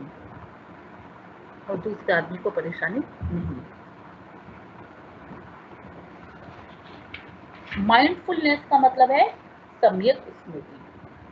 मतलब हमें इस सम्यक स्मृति कहते हैं कि आपको अपना इंट्रोस्पेक्शन करना चाहिए, मतलब स्वयं का साक्षात्कार करना चाहिए कि आपके अंदर जो आप काम कर रहे हैं कोई त्रुटि तो नहीं है, कोई गलत काम तो नहीं कर रहे हैं आप लोग। ठीक है, आपको अपने अंदर झांक कर देखना चाहिए कि क्या आप सही काम कर रहे हैं, और यदि सही काम नहीं कर रहे तो उस गलती को मान लेना चाहिए, उसमें आर्ग्यूमेंट ना देके उसको मानो और उसको ठीक करना चाहिए। हाँ Vaishali, I can explain principle of different growth rate कि हर बच्चे में ग्रोथ रेट अलग होता है। कोई बच्चा 1 साल में चलना सीख जाता है, कोई 1.5 साल में भी नहीं सीखता, कोई बच्चा 8 महीने का चलना सीख जाता है। ठीक है, कोई बच्चा 2 साल का बोलना सीखता है, कोई बच्चा 1 साल में ही मम्मी पापा करने लग जाता है, कोई 8 महीने में करने लग जाता है। तो मतलब ग्रोथ रेट हर बच्चे में अलग होता है। थैंक यू अंशु, यदि आपको अच्छा लगा हो तो थैंक यू बेटा। अब है सम्यक प्रयास। सम्यक प्रयास पूछा है बच्चे ने, हमें आपको ऊपर अष्टांगिक मार्ग का प्रयास, आपको अष्टांगिक मार्ग का पालन करने के लिए हमेशा प्रयास करना चाहिए, हमेशा प्रयास करते रहना चाहिए आपको। ठीक है, आपको एफर्ट्स करने चाहिए कि जो भी आपको अष्टांगमार्ग बताए आप उनका पालन करें, और किसी भी आप ये प्रयास करना चाहिए किसी भी हिंसक विचार को, गंदे विचार को अपने मन के अंदर ना आने। ये आर्य कुछ नहीं होता बेटा, ये चतवारी आर्य सत्य इसका नाम है, मतलब 4 जीवन के सत्य, 4 जीवन के सत्य। हाँ, कल मैं आपके पूरी तीनों थ्योरीज हैं बहुत इंपॉर्टेंट वो करवाऊंगी, जरूर क्लास अटेंड करिएगा।